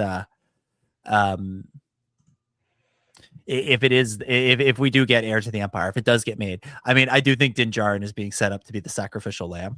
Like, he was never going to die in this movie, in Mandalorian and Grogu, but like they've walked him up to that edge where like his story is basically complete, and so he can go into an Heir to the Empire, be it a show, be it a movie, be it whatever, and be the one who heroically sacrifices himself, and then Grogu takes on his legacy and advances on into the next adventure. And Pedro Pascal, he comes back for one scene in the movie, right? Like, it's not like he's really locked into this character. I think if you said to him, Pedro, we're going to do a great ending to this character, he'd be like, yeah, sounds good. I just came in and recorded my lines every 2 years anyways. So I think like, I agree with you that I don't think we're going to get another just sort of like standard Din and Grogu adventure like this, which is a reason to, I think, cherish this movie, because it's probably the last time. And I think the next time we see them in this climactic event is likely, it feels like Din Djarin's going to play that Qui-Gon Jinn, Obi-Wan Kenobi, Han Solo role, and be killed off. But just to bring in some other voices in this, Joel dropped another super chat saying, controversial take. What if Star Wars is okay not winning over the next generation and just letting Star Wars fade quietly into the night? And Star Raptor chimes in as well and says, I wonder if Star Wars should stop going after the Gen Z and Gen Alpha and double down on appeasing Gen X, baby boomers, and millennials. In that case, if that's what we're doing, this is my this will be my hot take. In that case, if that's what we're doing, then we should have just left it at 6 movies in the Clone Wars. Yeah. If the goal is to let it end and to stop making something that appeals to the next generation, then we shouldn't have even bothered with what we've done since then. The great thing about Star Wars is that I believe this in my core. I believe this is part of the DNA of the franchise. It's why you go from the prequels to the originals, and why you get the varying reactions to those movies, is that it needs to make something that does appeal to that next generation. And it needs to give that next generation, their version of the story, their part of the story to latch onto and see themselves in, and then grow to appreciate the other parts. And also, for all the old people who only like the old stuff, to someday have their eyes opened to what else is out there, right? Like, how many people did we hear say, I hate the prequels, I hate the prequels. Oh, I watched them with my kids and I saw them through a different eyes, and suddenly I like them, and actually they're not so bad, and they're pretty good, actually. Like, that's a huge part of the Star Wars experience. And if Star Wars just starts playing the hits and appeasing the older audience, the existing audience, I mean, I won't say older, I'll just say existing audience, then it's gonna die as a franchise. Then we're in the last 10 years. So like that's it. Like that's where we're going. And that doesn't mean dumb it down. That doesn't mean make it for kids. Doesn't mean make Young Jedi Adventures. Doesn't make the Adventures of Jar Jar Binks.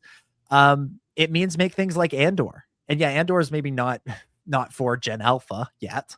But certainly Gen Z can enjoy Andor, and it speaks to a reality that they're experiencing, and also it's just great storytelling. And that's the thing. Like, we talk about, oh, we got to appeal to this generation. Oh, you got to appeal to that generation. Actually, you just got to tell a really good story, and people will show up. And that's, like, again, like, you want to this whole debate that's been happening this year between, like, you have these small indie horror movies like Backrooms and Obsession that are exploding at the box office, while traditional stalwarts like Star Wars and DC and the Minions are failing. Yeah. It's because audiences are like, yeah, show me something new. Show me something new and exciting. I'm not interested in just seeing another just okay thing that I've seen before. And all those three movies, Mando, Grogu, Supergirl, and Minions, to an extent, are playing to a pre-existing audience and saying, yo, you should come and see this because, oh, it's got this connection, it's got that connection, it's got all this stuff. People want new and exciting and fresh and interesting ideas, and that's what you got to give them.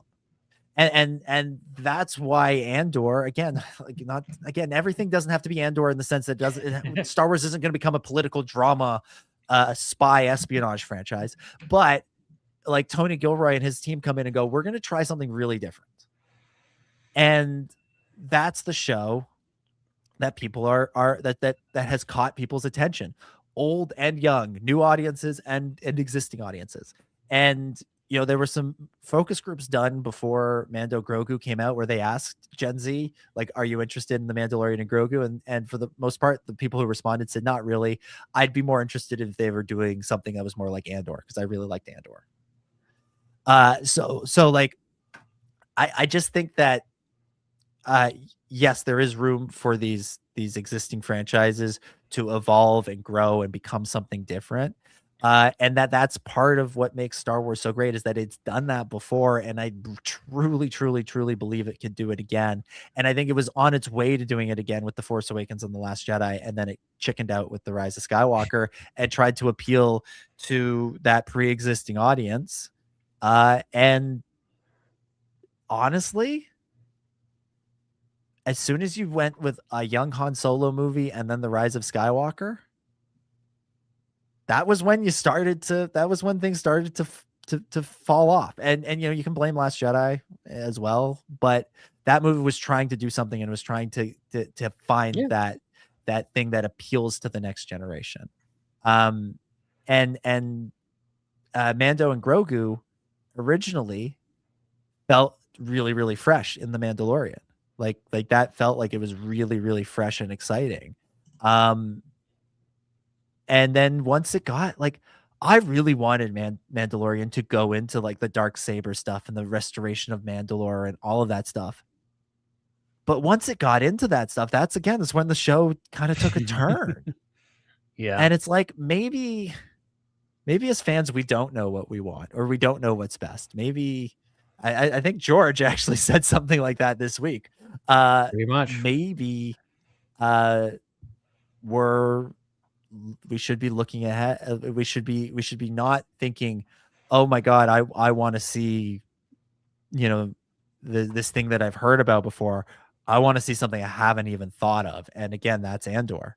Again, it doesn't have to be Andor. It doesn't have to be that genre. It doesn't have to be that adult. It can be silly and goofy. It can be for fun for kids. It can be swashbuckling adventure. It can be anything, but it has to present something that feels fresh and doesn't feel like you're just pleading with your pre-existing audience to show up. Yeah, and that,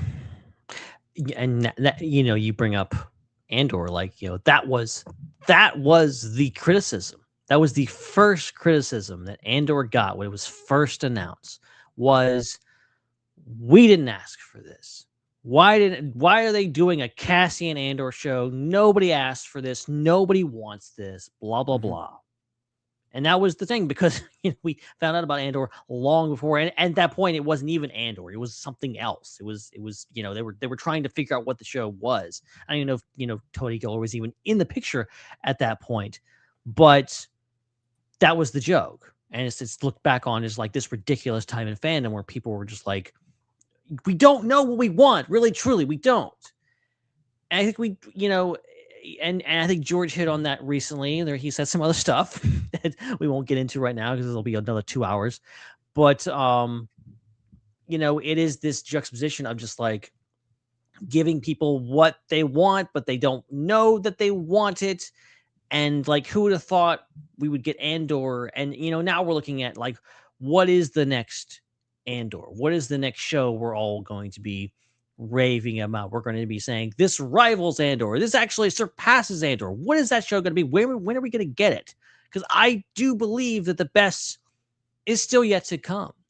But Star Wars has to evolve. And I think it is interesting when people talk about franchises ending, franchises that, this is going to fade away. I'm sorry, but that goes against the nature of Hollywood, the nature of this business.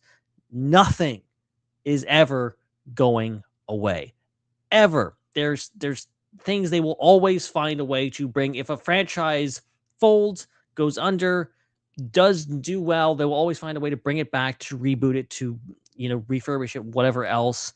I know Robert Zemeckis says he doesn't want to do a Back to the Future reboot, but guess what? He's not going to be around forever, and whoever owns the rights, they're going to pry it out of his cold dead hands one day, and we're going to get a reboot of those movies. It's going to happen, and you just have to hope that the people in charge understand what they're doing and also want to push it in, and not just do like, oh, this thing people like, let's do it again, which is a lot of what a lot of reboots do and make that mistake. Mm-hmm. It's pushing things forward, doing something different, doing something unique. And there's a lot of, as much as we've, bellyache about reboots and sequels and whatever else is endless supply, there are a lot of good ones. Andor is a good one. It's a spin-off show. That sounds like a spin-off about a spin-off about a minor character in this movie. That sounds like a stupid idea, but it's great. And it takes, a good idea and some good storytellers to come down and just make a good story, make a good thing, do it and stick to it and be willing to evolve. Star Wars has to evolve. It evolved into what it is now, and it will continue to evolve if it is to survive. And I think, weirdly, what we've gotten in the past 10 years has done a pretty good job of that. I think you can argue with the output. You can argue that some of it hasn't been as good as it could have been, but like, they've tried to hit everything. They've tried to do everything from The Acolyte to Andor to Skeleton Crew to all the stuff, the movies. It's tried to reach different audiences. Not everyone, all of it has hit all the audiences, but it's tried to be different things. It's tried to be unique things and push Star Wars to places it's never been before. I think if they keep doing that, Star Wars will be here in another 50 years. Yeah. All right. This is the last thing we're going to do before we're running out of time here. So stop submitting super chats. Stop giving us money, damn it. No, honestly, keep submitting them. Just know they're getting saved for next week. That's the thing at this point. Joel says, I fundamentally disagree with Dom because at this year alone, all the films that have made $1 billion have all been millennial franchises like Mario. So that's an interesting point. And I've seen in the chat, there's been conversation about the nostalgia. And nostalgia is an interesting part of this because nostalgia does fuel a lot of things at the box office, and it does fuel a lot of successes. What I think, where my response to this is this: millennial nostalgia is still a thing. It still brings in big bucks at the box office, because millennials are still the ones with the buying power. Until a few years ago, the thing that had all the power at the box office was Gen X nostalgia. And before that, you had baby boomer nostalgia. And now the things that are plays for Gen X nostalgia are the things that are missing. You know, Mando Grogu and Star Wars is kind of, when it plays it safe, is a ploy for Gen X nostalgia. Masters of the Universe, which Ben brought up earlier, tanks at the box office because it's relying on people that watched a cartoon in the 80s. Indiana Jones and the Dial of Destiny. It's a fine movie. Wasn't as successful. I don't even think it was as successful as Kingdom of the Crystal Skull. No.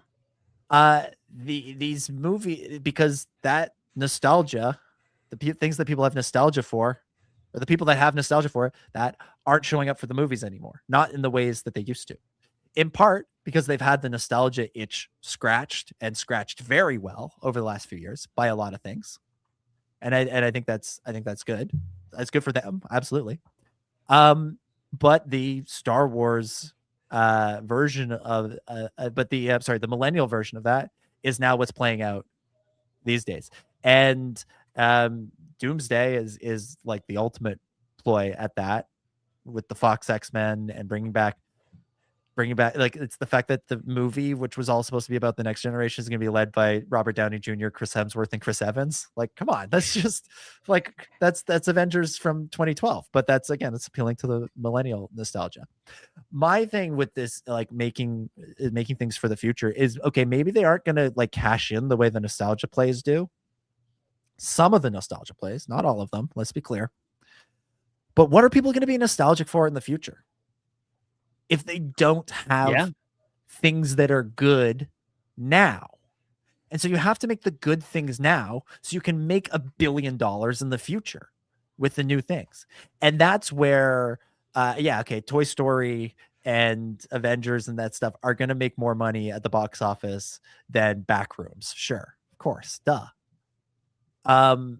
But when you make things that are good now, that people respond to now, when they're, with this Gen Z, when they're young millennials, and Gen Alpha coming up, they're going to then be nostalgic for that. And in 10, 12, 15, 20 years, you're going to be able to put out, I don't know if there's a Backrooms cinematic universe. I have not seen the movie. It's too scary for me. But you're going to be able to come back to those things, make a nostalgia play, and make your $1 billion. Like, that's where this is ultimately, that's like that's what you're doing, is you have to invest in the future. And my thing with, what if we just let Star Wars, appeal to the existing audience? Okay, that's fine. It'll continue plugging along. But with no investment in the future, with no investment in, okay, yeah, maybe this isn't the most popular version of the Star Wars galaxy, but people like it. It's bringing in new audiences like Rey and Finn did. So we should see that story through to its end, because people that we need to like it in the future will like it. So that then when we do the nostalgia play in 10, 15 years, they'll show up for it. And that's where we're at. That's what we're getting. And I will say, Joel just mentioned this, prequel era stuff right now is millennial nostalgia. Absolutely. And personally, I'm getting sick of it. Like, you need a little bit more. You need a little bit more than just that for me now. Like, I need The Obi-Wan Kenobi show, that was your big prequel nostalgia thing. Okay.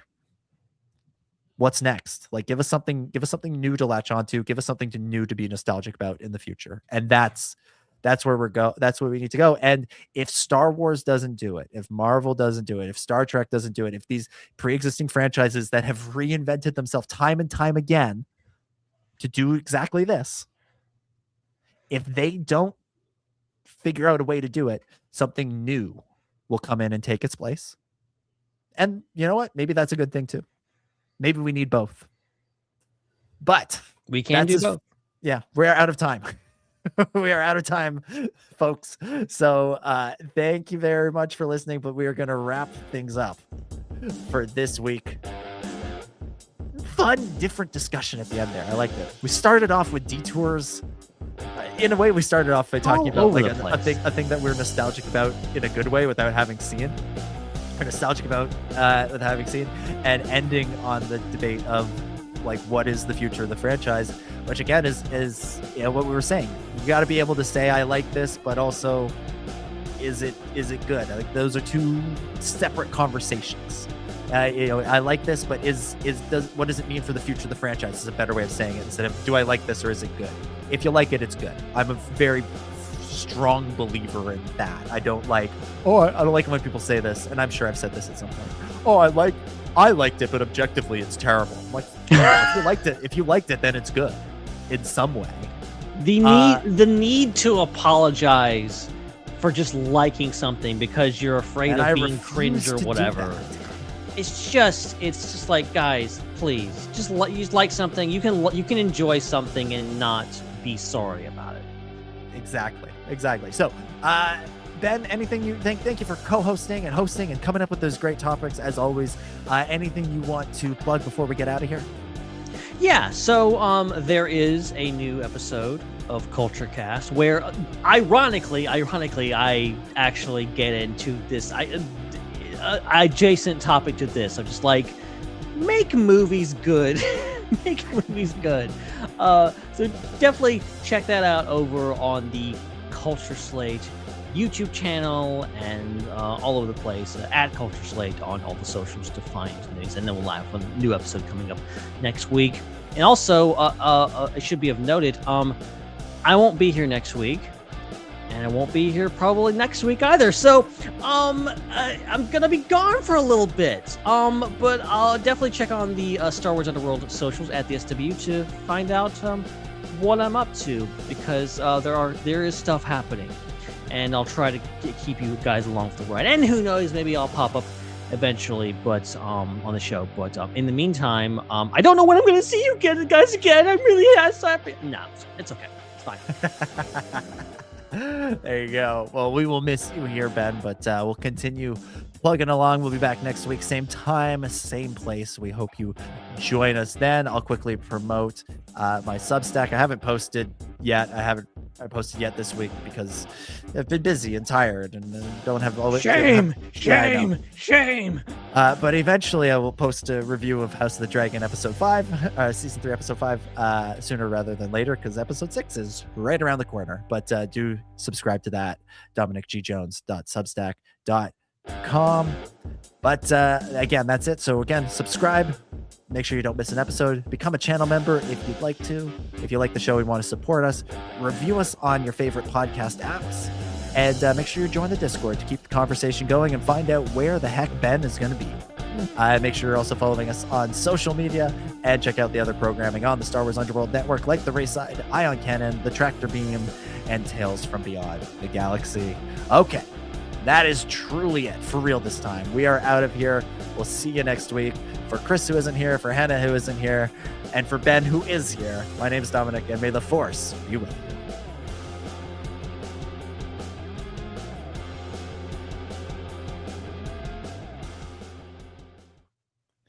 It's a wrap.